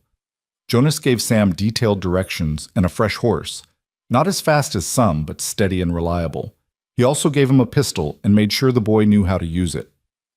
"If you see anyone on the road, anyone at all, you hide," Jonas instructed. "Don't take chances. Don't be a hero. Just get these letters to the freighter and come straight back to Jacob's place. Understand?" Sam nodded, pocketing the letters carefully. He hugged Ellie tightly, and Jonas saw her whisper something in his ear that made the boy nod solemnly. Then Sam mounted the horse and rode into the darkness, and Jonas felt the weight of responsibility settle heavier on his shoulders. "If something happens to him because of this," Ellie said. "Then we'll deal with it," Jonas said quietly. "But Sam's tougher than you think. He'll make it." They spent the next hour packing essentials, ammunition, food, water, medical supplies. Jonas took one last walk through his house, looking at all the things Sarah had chosen, all the memories embedded in every corner. Emma's room, still preserved like a shrine, the kitchen where they'd shared so many meals, the bedroom where Sarah had died, where Jonas had held her hand and promised her he'd take care of Emma, a promise he'd failed to keep. "You ready?" Ellie asked from the doorway. Jonas nodded, though ready was probably the wrong word. He was committed, he was determined, but ready implied confidence in the outcome, and Jonas had learned long ago that the West didn't care about confidence. It only cared about what you were willing to sacrifice. They rode through the pre-dawn darkness to Jacob Miller's ranch, arriving to find it transformed into a fortress. 7 men moved through the yard with purpose, boarding windows, positioning water barrels, creating firing positions. Jacob met them at the door, his weathered face set in grim determination. "Sam get off all right?" Jacob asked. "Few hours ago," Jonas confirmed. "Should be at Miller's Crossing by now." "Good," Jacob said. "Come inside. We need to plan this." The interior of Jacob's house was crowded with men Jonas had known for years but never really connected with. Tom Whitmore and Paul Henderson he'd met earlier. But there was also Miguel Ortega, a tough vaquero who ran a small spread to the east. Frank Jessup, a former army sergeant with scars that told stories he never spoke about. Robert Chen, Emily's son, who'd ridden from Silver Creek to join the fight. And young Danny Carson, barely more than a boy, but with a rifle held steady and eyes that had already seen too much. 8 of us, Jacob said, laying out a hand-drawn map of his property on the table. Against 12 or more. But we have advantages. We know the ground. We're defending, not attacking.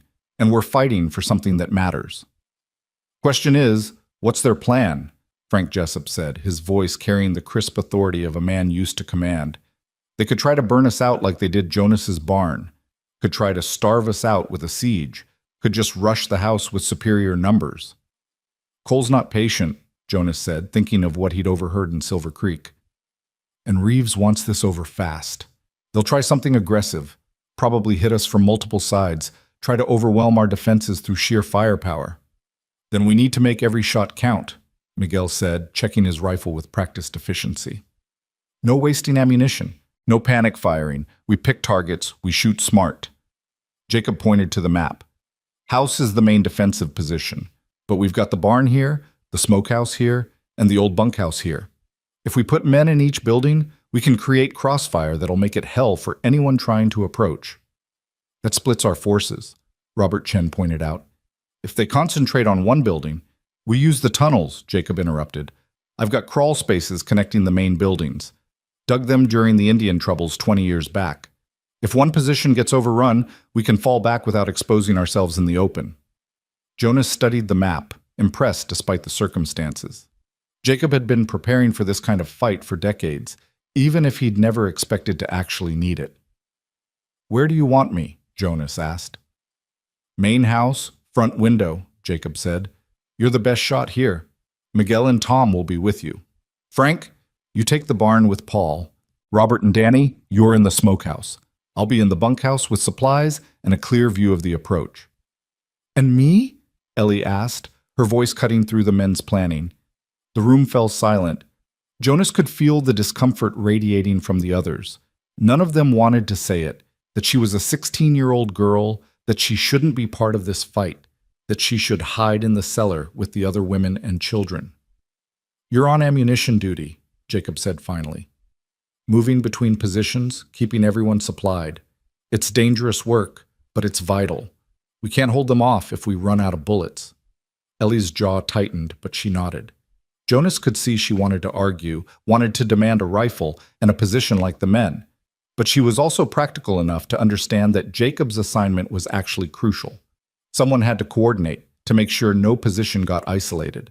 They spent the remaining hours before dawn finalizing positions and running through scenarios.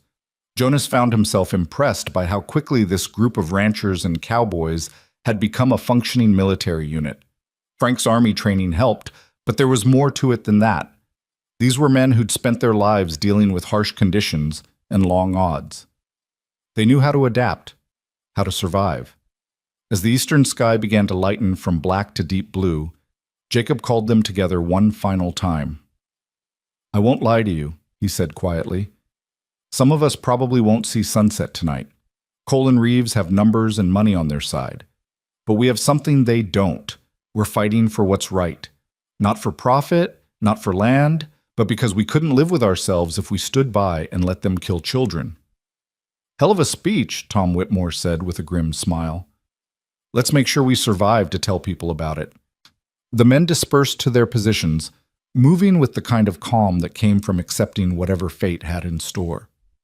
Jonas settled into his spot at the front window, checking his Winchester one final time. Miguel took the window to his left, Tom the one to his right. The sky continued to lighten, stars fading one by one. "You ever think your life would come to this?" Miguel asked quietly, his eyes scanning the horizon. "Making a stand like this?" Jonas thought about it. "No," he said honestly.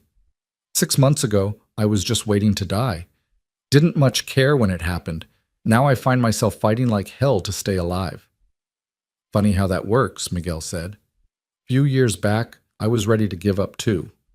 Lost my wife to fever, lost my son to a rattlesnake bite. Thought there wasn't any point continuing. Then one day I woke up and realized the best way to honor them was to keep living, keep fighting, keep choosing to care." Jonas nodded, understanding completely. That's what Ellie and Sam had given him. A reason to care again, a reason to fight. Whatever happened today, at least he wouldn't die alone in his grief. He'd die trying to protect something precious. The sun broke over the horizon, painting the world in shades of gold and amber. Beautiful morning, Jonas thought. Sarah would have loved it. He imagined her standing beside him, her hand on his shoulder, telling him he was doing the right thing, telling him Emma would be proud. "Movement," Tom said sharply, and Jonas's attention snapped back to the present. There, on the ridgeline about half a mile out, riders appeared. Jonas counted quickly. 9, 10, 12. More than they'd expected.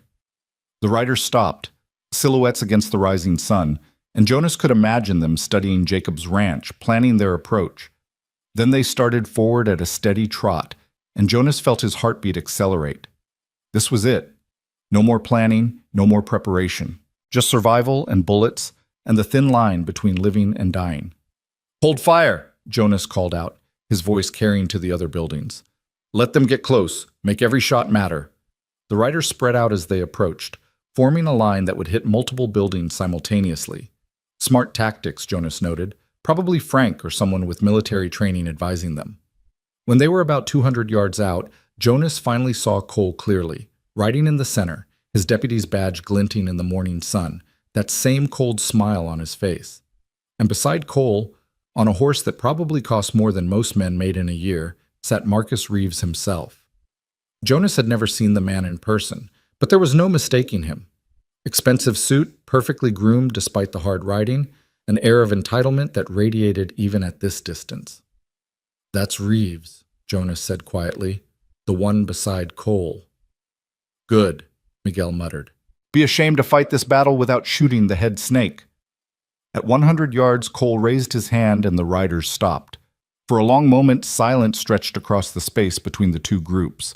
Then Cole's voice rang out, clear and mocking. "Jacob Miller, Jonas Mercer, you're harboring fugitives and obstructing justice. Send out the Reeves children and the rest of you walk away free. This is your last chance." Jonas exchanged glances with Miguel and Tom. They all knew it was a lie.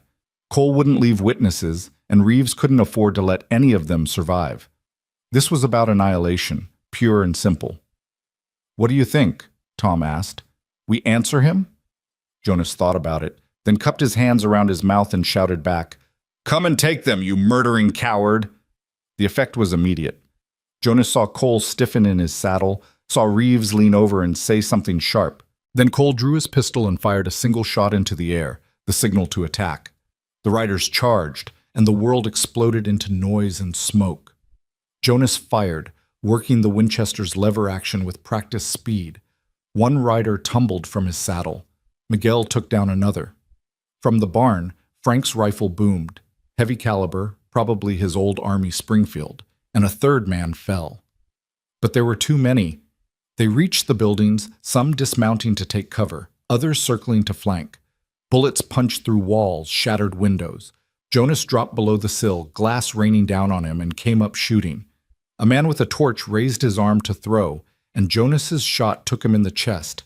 The torch fell, setting grass on fire, but away from any structures. "They're trying to burn the barn!" Tom shouted, and Jonas swung his rifle to see two men with torches approaching from the blind side. He fired, hit one, But the second man threw his torch onto the barn roof before Miguel's shot dropped him. Flames began to spread across the old wood shingles. "Frank! Paul! Get out of there!" Jonas yelled, but he couldn't tell if they heard over the gunfire. From the smokehouse, Robert and Danny were holding their position, their rifles creating a deadly crossfire.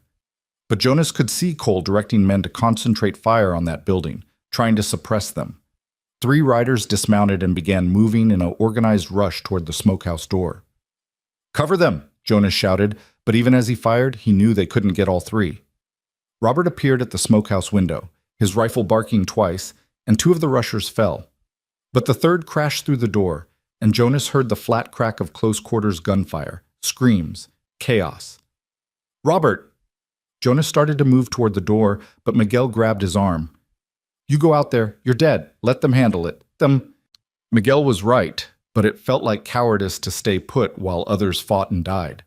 Then Jonas saw Robert stagger out of the smokehouse, blood streaming from his shoulder, and collapse in the yard. The man who'd shot him appeared in the doorway, raising his rifle to finish the job. Jonas didn't think. He just shot. The bullet took the man in the throat, and he fell backward into the smokehouse. But Robert was down and exposed, and Jonas could see at least 2 more riders swinging their weapons toward the wounded man. Ellie broke from the main house, running low and fast, reaching Robert and dragging him toward cover with strength Jonas wouldn't have believed she possessed. Bullets kicked up dirt around her feet, but she didn't stop, didn't slow. She got Robert behind a water trough and immediately began returning fire with his rifle. "That girl's got sand," Tom said with something like awe in his voice. The barn's roof was fully ablaze now, flames reaching toward the sky. Jonas saw Frank and Paul emerge from the crawlspace tunnel, coughing from smoke but alive. They took up positions behind the bunkhouse, continuing to fire. But the building was lost, and with it, one of their defensive positions. Jonas reloaded, his hands moving automatically while his mind raced. They'd taken down 5 of Cole's men, but that still left 7 plus Cole and Reeves, and now they were down to 3 buildings, with 1 man wounded and ammunition running low. A movement caught Jonas's eye, Cole and 3 men moving toward the main house, using the smoke from the barn as cover. Jonas aimed carefully and fired. The shot went wide as Cole dove behind a wagon. Jonas fired again, splintering wood, but Cole was already moving, too fast, too smart. Then Jonas saw what Cole was doing. He wasn't trying to attack the house. He was trying to reach the root cellar entrance, the hidden exit Jacob had mentioned. If Cole got to that, he could come up inside the house, behind their defenses. "Miguel, Tom, Cole's going for the cellar!" Jonas abandoned his window and ran through the house, Miguel right behind him. They reached the kitchen just as the cellar door began to open from below. Jonas didn't hesitate. He fired 3 shots down through the wooden door, heard a scream, heard the door slam shut. But they'd revealed their position. Bullets crashed through the kitchen windows, forcing Jonas and Miguel to drop flat. Tom appeared from the other room, his rifle empty, and Jonas tossed him a loaded pistol. "We're being surrounded," Jacob's voice echoed from somewhere. "Fall back to the main house." Jonas crawled to the window and risked a look. Frank, Paul, and Jacob were making a fighting retreat from the bunkhouse, which was now taking concentrated fire. Young Danny Carson appeared from the smokehouse, dragging something. Ammunition boxes, Jonas realized. The kid was risking his life to resupply them. "Cover them," Jonas shouted, and every gun in the main house opened up, laying down suppressing fire. Frank and the others made it to the house, crashing through the door bloody but alive. Danny made it too, though he'd taken a bullet through his leg and was trailing blood. They were all in the main house now, 8 defenders packed into Jacob's home, surrounded by enemies, with ammunition running low and no reinforcements coming. Jonas did a quick count.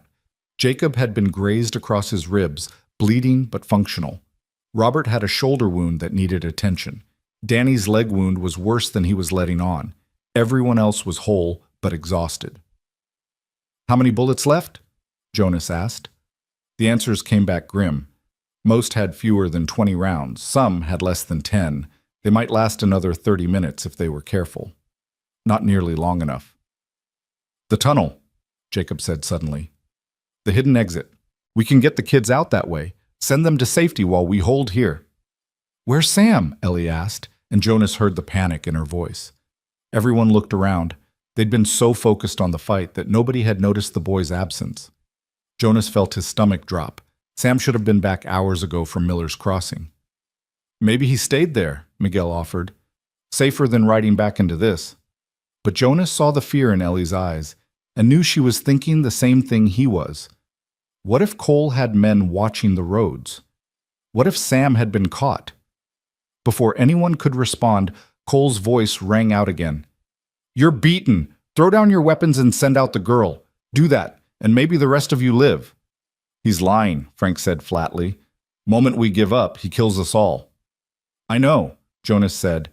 He moved to the front window carefully and looked out. Cole stood in the open now, confident, his gun holstered. Behind him, Reeves sat on his horse, watching the house with the cold calculation of a man watching a business transaction. And then Jonas saw something that made his blood freeze. Two of Cole's men were dragging someone forward, a small figure struggling against their grip. Sam. The boy's face was bruised, his shirt torn, but he was alive. Barely. Sam! Ellie screamed, and Jonas had to grab her to keep her from running out the door. Let me go!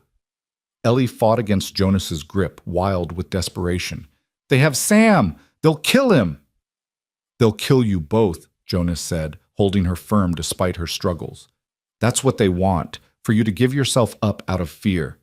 We need to think, Ellie. We need to be smart.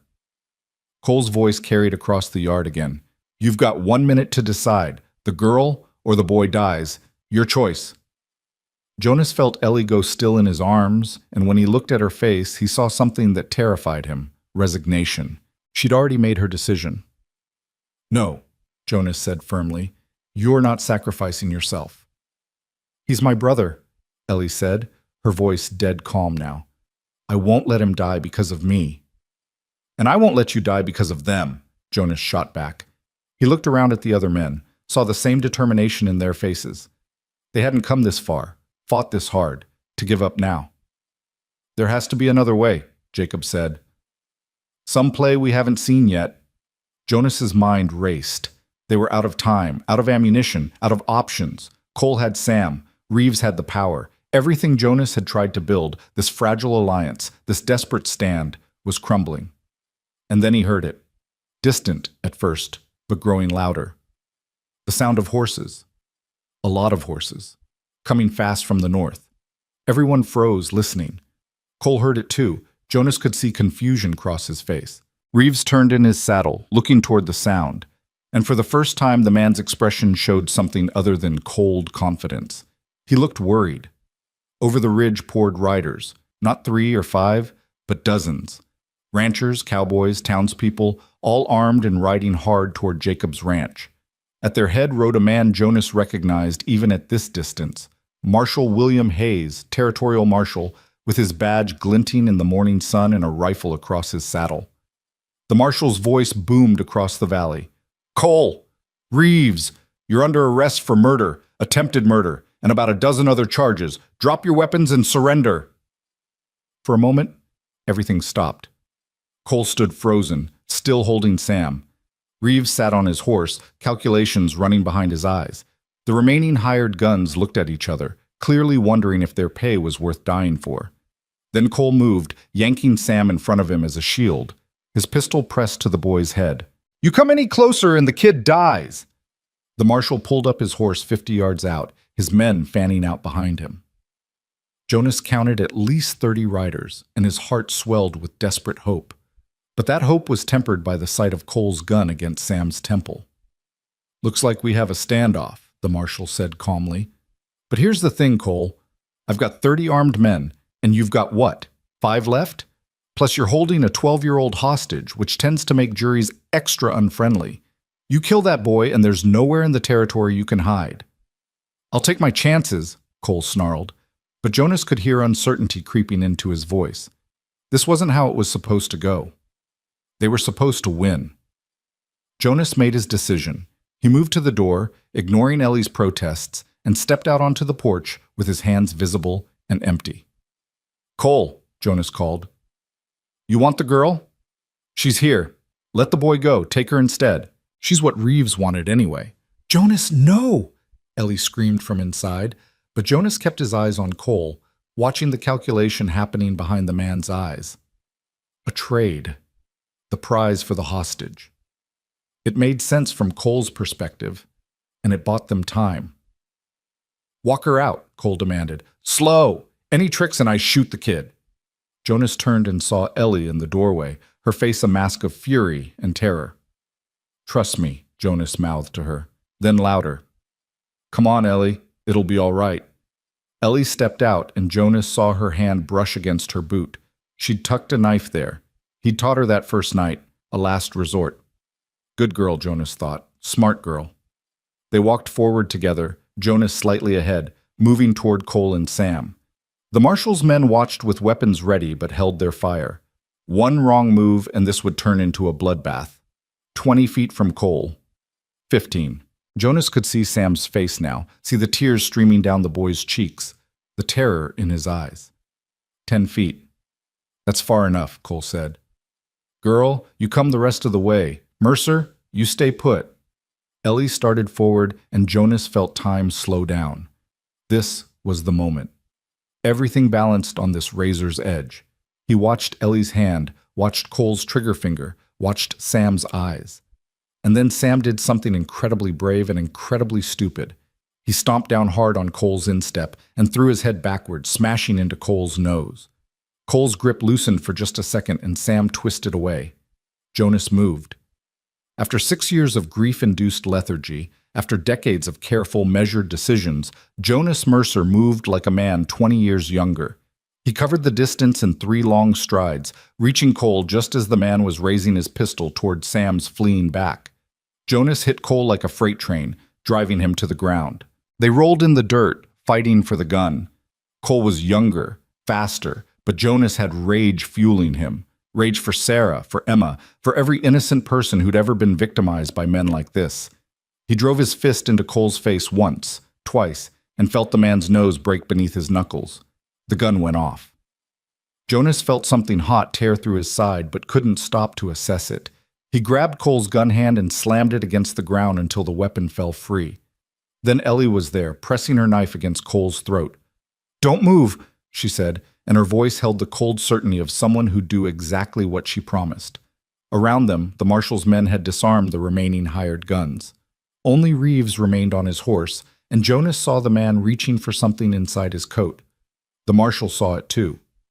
"Don't," Hayes warned, his rifle coming up. "Don't make this worse." But Reeves wasn't reaching for a weapon. He pulled out a sheaf of papers, and for a moment Jonas thought they were the forged documents. Then Reeves tore them in half, let them flutter to the ground, and smiled.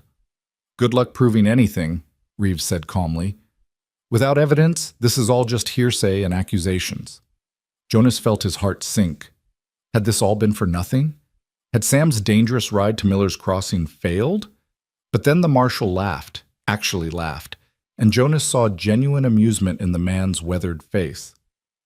"That's where you're wrong, Reeves," Hayes said. "See, I received a very interesting package this morning. Documents, letters, ledgers, all detailing your various crimes. Came from a young man named Sam Reeves, actually. He delivered them personally to my office in Miller's Crossing before riding back here." The marshal patted his saddlebag. "Got copies, too, sent to every newspaper in the territory. You're finished, Reeves. Tearing up whatever you've got there won't change that." The color drained from Reeves's face. For the first time, his mask of control slipped, and Jonas saw the desperation underneath. The man looked around wildly, seeing only enemies, seeing his empire crumbling. "I have powerful friends," Reeves said, but his voice lacked conviction.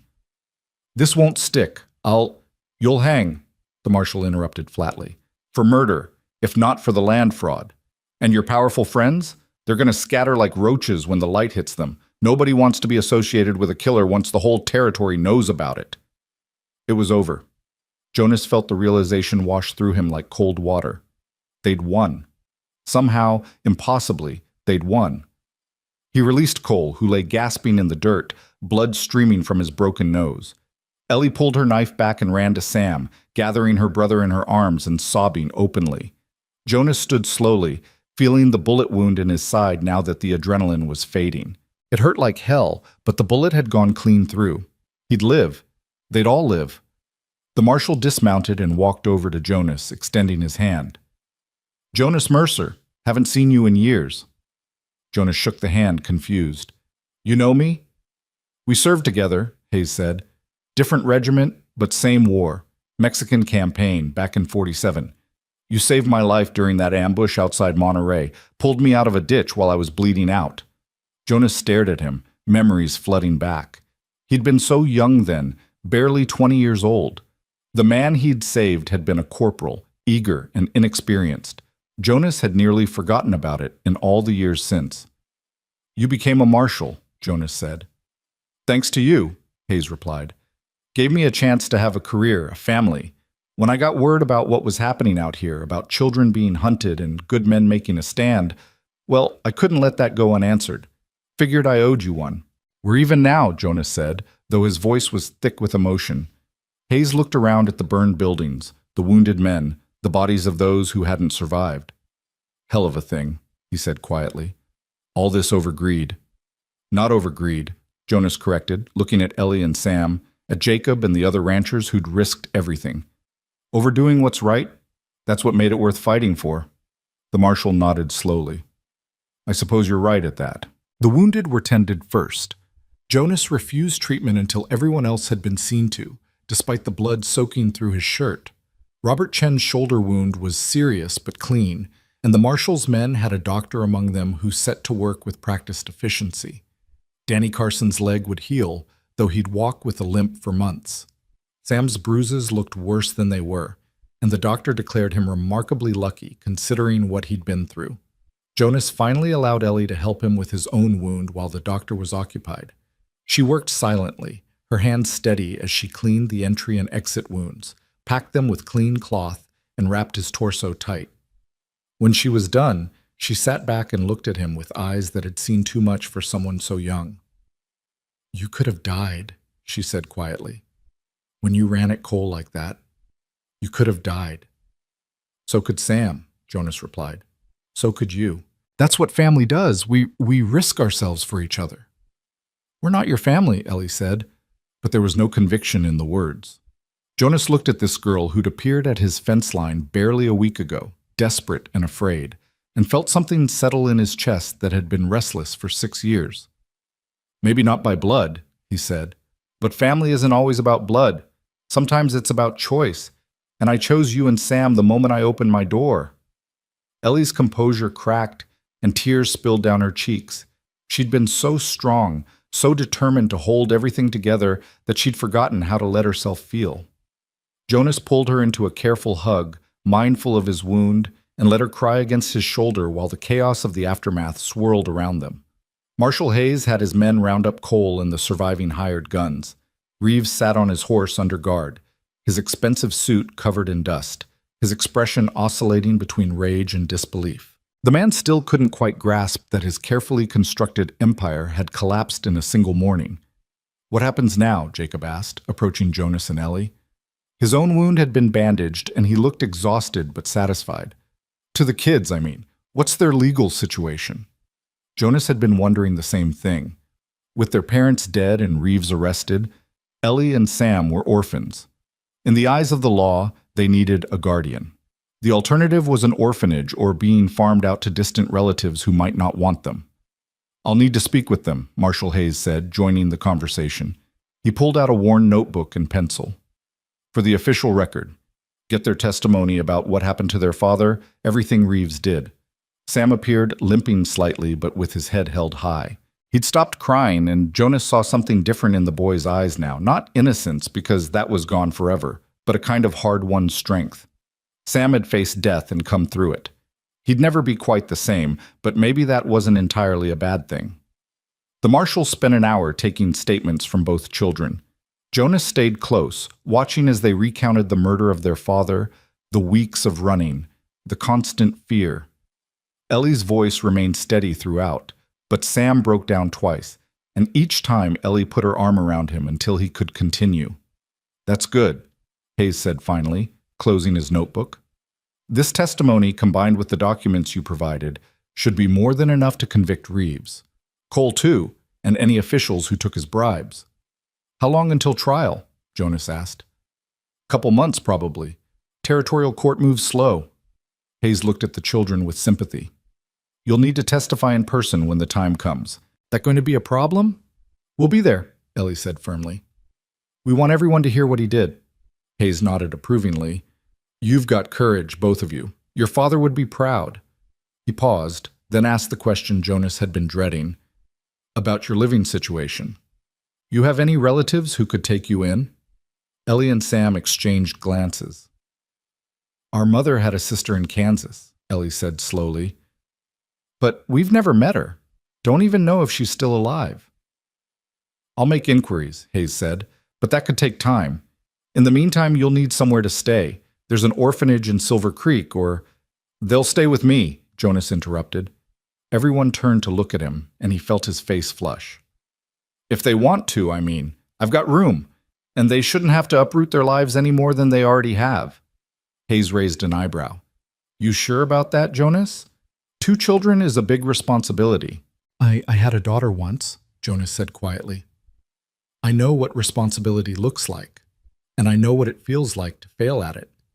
But I also know that these kids deserve better than being shipped off to strangers. They've already lost enough. The marshal studied Jonas for a long moment, then nodded. All right, I'll list you as temporary guardian until we can sort out the legal details. But Jonas, Hayes's voice turned serious. This isn't just about having room in your house. You'll need to feed them, clothe them, see to their education. Can you handle that? Jonas looked at Ellie and Sam. They were watching him with expressions he couldn't quite read. Hope mixed with wariness, fear mixed with desperate longing. They'd been betrayed by family before. Trusting again wouldn't come easy. I can handle it, Jonas said, if they'll have me. Sam spoke up, his voice small but certain. I'd like that, if Ellie agrees. Ellie took a shaky breath. You're sure? You barely know us. We come with trouble, Jonas. Reeves might be locked up, but he has friends. People who might come looking for revenge. Let them come, Jonas said simply. I'm done running from life, done hiding in my grief. You two reminded me what it means to fight for something worth keeping, so yes, I'm sure. Ellie's face crumpled, and she nodded, unable to speak. Sam moved to Jonas's side, and Jonas put his hand on the boy's shoulder, feeling the weight of this new responsibility and finding it didn't frighten him the way he'd expected. Instead, it felt right, like pieces of his broken life were finally starting to fit back together. The marshal left an hour later, taking Reeves, Cole, and the prisoners with him. The surviving hired guns would face charges as accessories. Reeves and Cole would likely hang. Justice, slow but certain, was finally coming for them. The ranchers who'd fought that morning stayed to help clean up. The barn was a total loss, and Jacob's house had taken significant damage, but the men worked together with the kind of easy camaraderie born from shared hardship. They didn't talk much about the battle, didn't need to. Everyone who'd been there understood what they'd faced and what they'd accomplished. Paul Henderson approached Jonas as the sun climbed toward noon. You did good, Jonas. Standing up when it mattered. A lot of folks wouldn't have. A lot of folks did, Jonas corrected, gesturing at the men working around them. Without all of you, we'd be dead. This was everyone's fight. Maybe, Paul agreed, but you're the one who started it, the one who opened your door to strangers and decided their lives mattered more than your safety. That takes a special kind of courage. Jonas didn't feel courageous. He felt exhausted and sore and overwhelmed by everything that had happened. But he also felt something he hadn't experienced in years, purpose. He had a reason to get up tomorrow, a reason to rebuild, a reason to keep going. Ellie and Sam had given him that, and he'd spend whatever time he had left making sure they never regretted trusting him. By evening, the immediate crisis had passed. The bodies had been collected for burial. The worst of the damage had been assessed. Jacob insisted Jonas and the children stay at his place for the night, since Jonas's ranch still smelled of smoke and needed repairs. They gathered in Jacob's patched kitchen for a simple meal, beans and cornbread, coffee for the adults, milk for the children. The conversation was quiet, subdued by exhaustion and the emotional toll of the day. But there was also an undercurrent of relief, of tension, finally released. What will you do? Miguel asked Jonas. About your ranch, I mean. The barn needs rebuilding. House needs work. That's a lot for one man. We'll help, Tom Whitmore said immediately, and the other ranchers nodded. We'll organize a barn raising, get everyone in the valley involved. Have you fixed up in a couple of weeks? Jonas felt his throat tighten. I can't ask you to. You're not asking, Jacob interrupted. We're offering. That's what neighbors do. The simple generosity nearly undid Jonas. He'd spent so long isolated, pushing people away, that he'd forgotten what community felt like. These men had fought beside him, bled beside him, and now they were offering to rebuild beside him. It was more than he deserved, but he found himself grateful beyond words. After dinner, Jonas found Ellie standing outside, staring up at the stars. The night was clear and cold, and her breath misted in the air. She'd wrapped herself in a blanket, but Jonas could still see her shivering. You should come inside, Jonas said gently. It's cold out here. I needed air, Ellie said, needed to think. Jonas stood beside her, giving her space but offering his presence. They watched the stars in silence for a while, and Jonas thought about all the nights Sarah had stood like this, finding peace in the vastness of the sky. Are you really sure, Ellie asked finally, about taking us in? You could still change your mind. Marshall would understand. I'm sure, Jonas said. But the question is, are you sure? You and Sam could go to Kansas, find your aunt, start fresh somewhere nobody knows your story. Ellie shook her head. Sam and I talked about it. Kansas is just a name we heard once. We don't know those people, but you... She paused, searching for words. You fought for us when you didn't have to. You risked everything. That means something. What about the ranch? Jonas asked. Your father's land. That's rightfully yours now. You could claim it, sell it, use the money for your future. Blood money, Ellie said bitterly. I don't want it. Let the territory have it or auction it off. I just want to forget it exists. Jonas understood that impulse, but he also knew the practical value of land. You don't have to decide now, he said, but think about it. That land represents your father's work, his dreams for you and Sam. Turning your back on it won't bring him back, but using it to build something good might honor his memory. Ellie considered this, then nodded slowly. Maybe. Someday. But not yet. They stood in companionable silence for a few more minutes before heading back inside. Sam had fallen asleep on Jacob's couch, and Ellie curled up beside him, protective even in rest. Jonas watched them for a moment, two children who'd survived the worst the world could throw at them and somehow still had the capacity to trust, to hope, to love. He thought about Emma, about the daughter he'd lost to despair and his own blindness. He couldn't save Emma. That failure would haunt him until his own death. But maybe, just maybe, he could save these two. And maybe in saving them, he could save himself. The next weeks passed in a blur of activity. True to their word, the ranchers of the valley organized a barn raising at Jonas's place.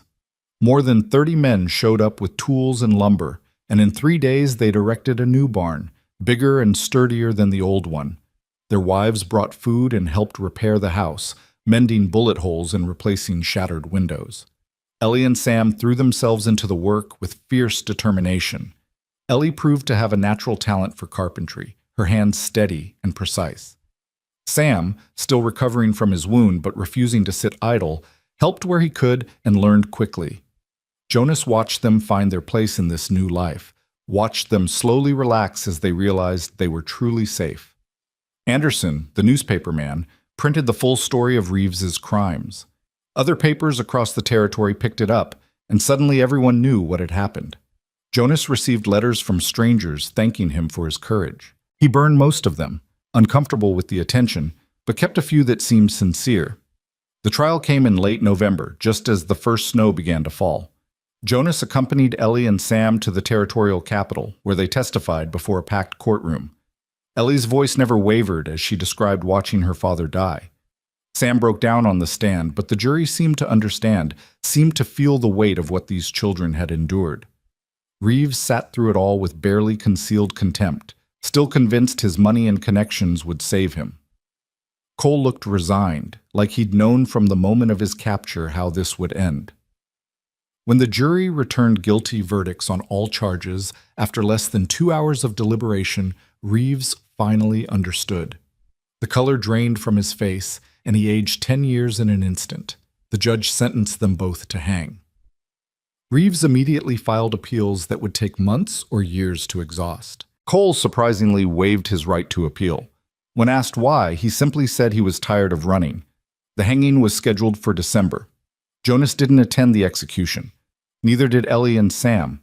They'd already spent too much of their lives focused on Reeves and his evil.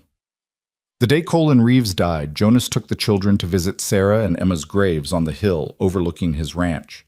He'd avoided this place for 6 years, unable to face the evidence of his failures. But now, with Ellie and Sam standing beside him, he found he could finally stand there without breaking apart. He told them about Sarah, her laugh, her strength, her insistence on seeing beauty even in hard times. He told them about Emma, her curiosity, her kindness, her terrible loneliness that he'd been too blind to see. "I think they would have liked you," Jonas said quietly. "Sarah would have fussed over you both, made sure you were eating enough.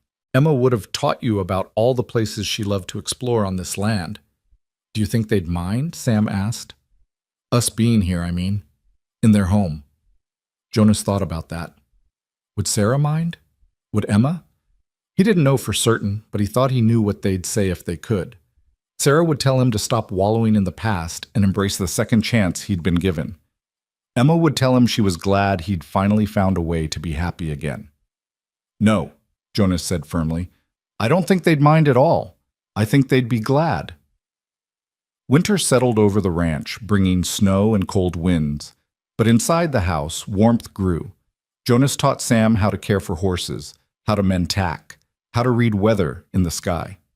Ellie learned to cook from recipes Sarah had left behind, adding her own touches, making the kitchen come alive again with good smells and laughter. They established routines, breakfast together every morning, evening meals where they talked about their days, Sunday rides around the property, to check fences and enjoy the land. They built a life, piece by careful piece, learning to be a family. It wasn't perfect. Ellie had nightmares about her father's death for months. Sam startled at loud noises and sometimes woke up crying. Jonas found himself terrified every time they left his sight, convinced something terrible would happen. But they worked through it together, learning to lean on each other instead of carrying everything alone. Spring came, bringing green grass and wildflowers. Jacob and the other ranchers helped Jonas plant crops and expand his herd. The ranch began to thrive in ways it hadn't since Sarah's death. Jonas hired a hand to help with the heavy work, a young man named Thomas, who treated Ellie and Sam with respectful kindness and never asked questions about their past. In April, a letter arrived from Kansas. Ellie's aunt had been located, and she wrote expressing her deep sorrow for what had happened. She offered to take the children if they wished, to provide them a home among blood family. Jonas read the letter with his heart in his throat, terrified they'd choose to leave. But Ellie barely hesitated. "This is our home now," she said simply. "You're our family, if that's still okay with you." Jonas had to turn away so they wouldn't see the tears in his eyes. "It's more than okay," he managed to say. "It's everything." The legal paperwork came through in May. Jonas officially became Ellie and Sam's guardian, their names added to his legal documents, their futures tied to his. He hired a lawyer to help Ellie reclaim her father's land, not to sell it, but to hold it in trust until she was old enough to decide what to do with it. The land that had been soaked in blood and greed could someday be transformed into something good. Summer brought a new project. Sam, who'd been sleeping in what used to be Jonas's study, needed a proper room. Together, the three of them built an addition onto the house, a small bedroom with windows facing east to catch the morning sun. They worked side by side, measuring and cutting, hammering and painting. And when it was finished, Sam stood in his new room with tears streaming down his face. "Nobody's ever built anything for me before," he said. "Just for me." "Your family," Jonas said, the words coming easier each time he said them. "Family takes care of each other."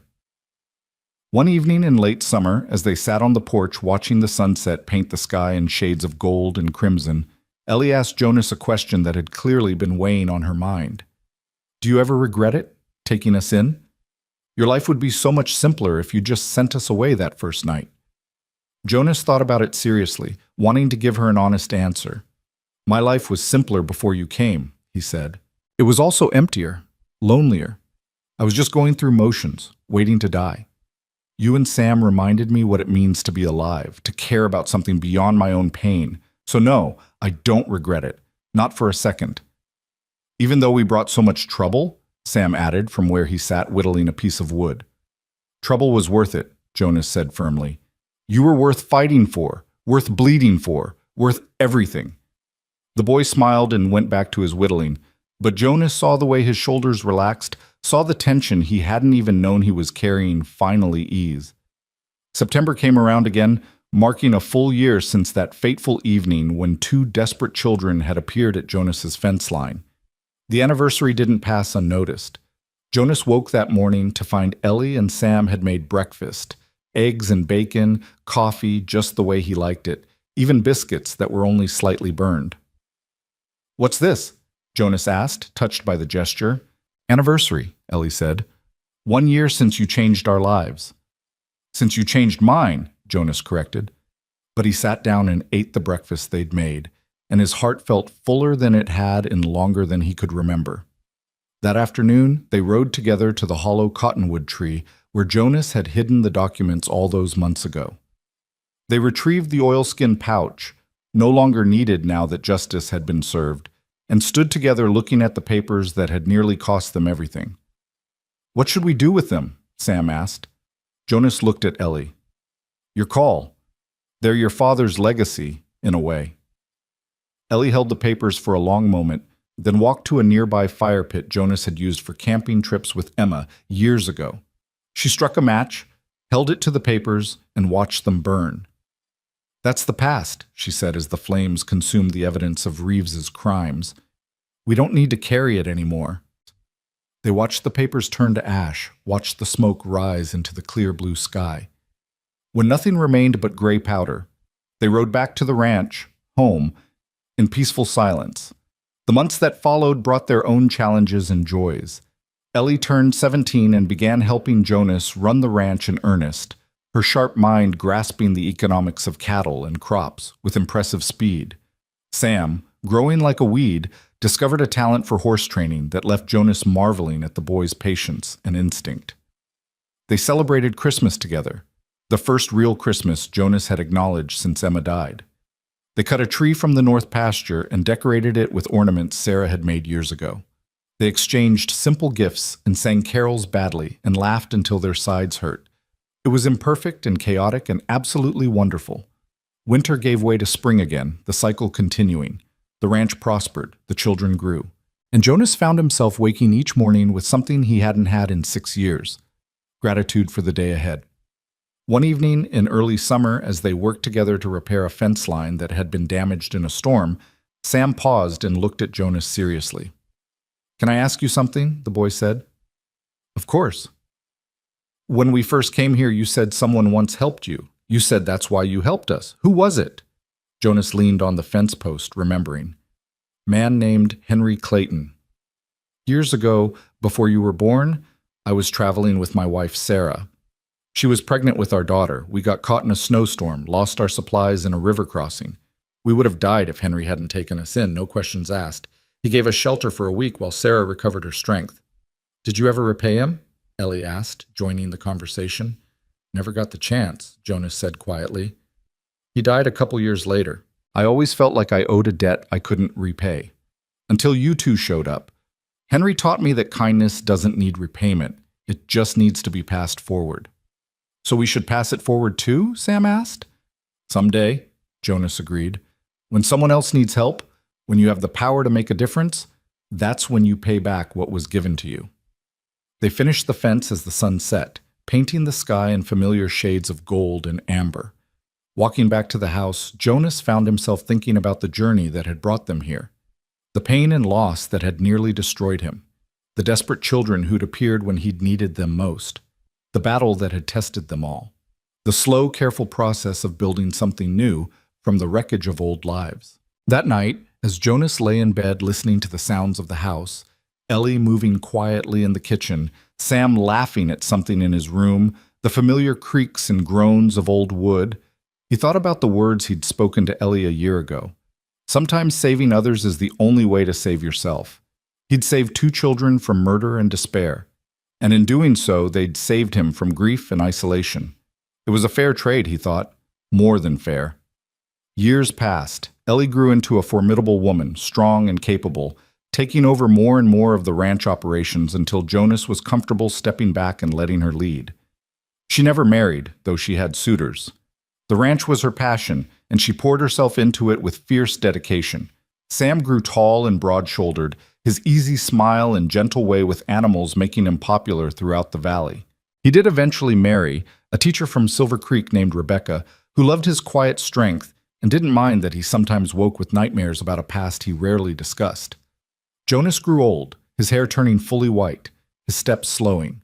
But he never lost the spark that Ellie and Sam had rekindled in him that September night so many years ago.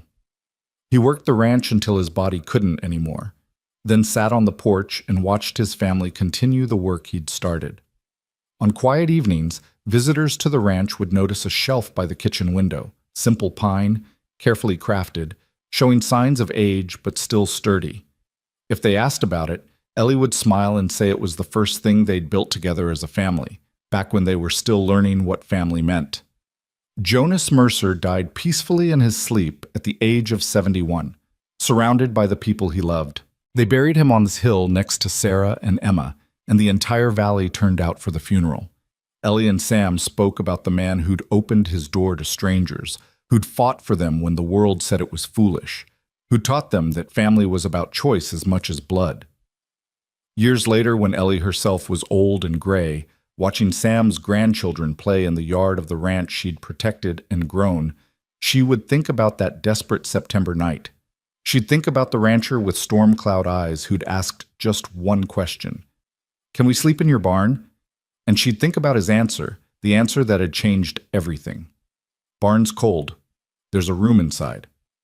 Such a simple choice. Such profound consequences. Jonas Mercer had been a broken man when they'd met him, hollowed out by grief, waiting to die. But he'd made the choice to care anyway, to open his door and his heart to 2 desperate children. And in that choice, he'd found redemption. The shelf still stood by the kitchen window, weathered but unbroken, a testament to the family they'd built from nothing but determination and love. Visitors still asked about it, and the answer was always the same. It came from the man who opened his door and his heart. Because in the West, sometimes saving others truly is the only way to save yourself. And sometimes, if you're very lucky, the people you save will save you right back. The land stretched out toward distant mountains, just as it always had. Cattle grazed in green pastures. Fences stood strong against the wind.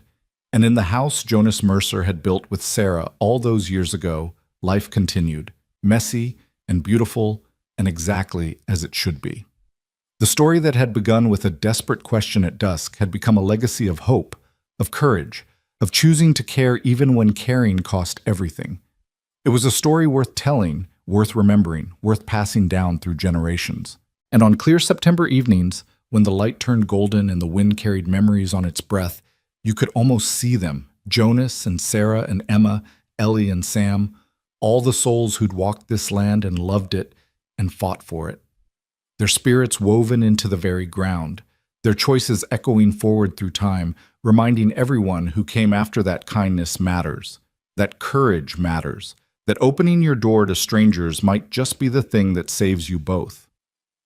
The West had been harsh to Jonas Mercer. It had taken nearly everything from him. But in the end, it had also given him back more than he'd lost. A second chance, a new family, a reason to wake up grateful for each day. He'd opened his door to 2 children running from death, and they'd brought him back to life. That was the real story. Not the gunfight or the legal battle or the victory over evil. Those were just chapters. The real story was about a lonely man finding purpose again, about orphaned children finding home again, about all of them discovering that family wasn't something you were born into, but something you chose to build, piece by careful piece. And years after Jonas was gone, after Ellie had passed the ranch to Sam's children, after the names had faded but the story remained, people still told it. They told it to teach their children about courage.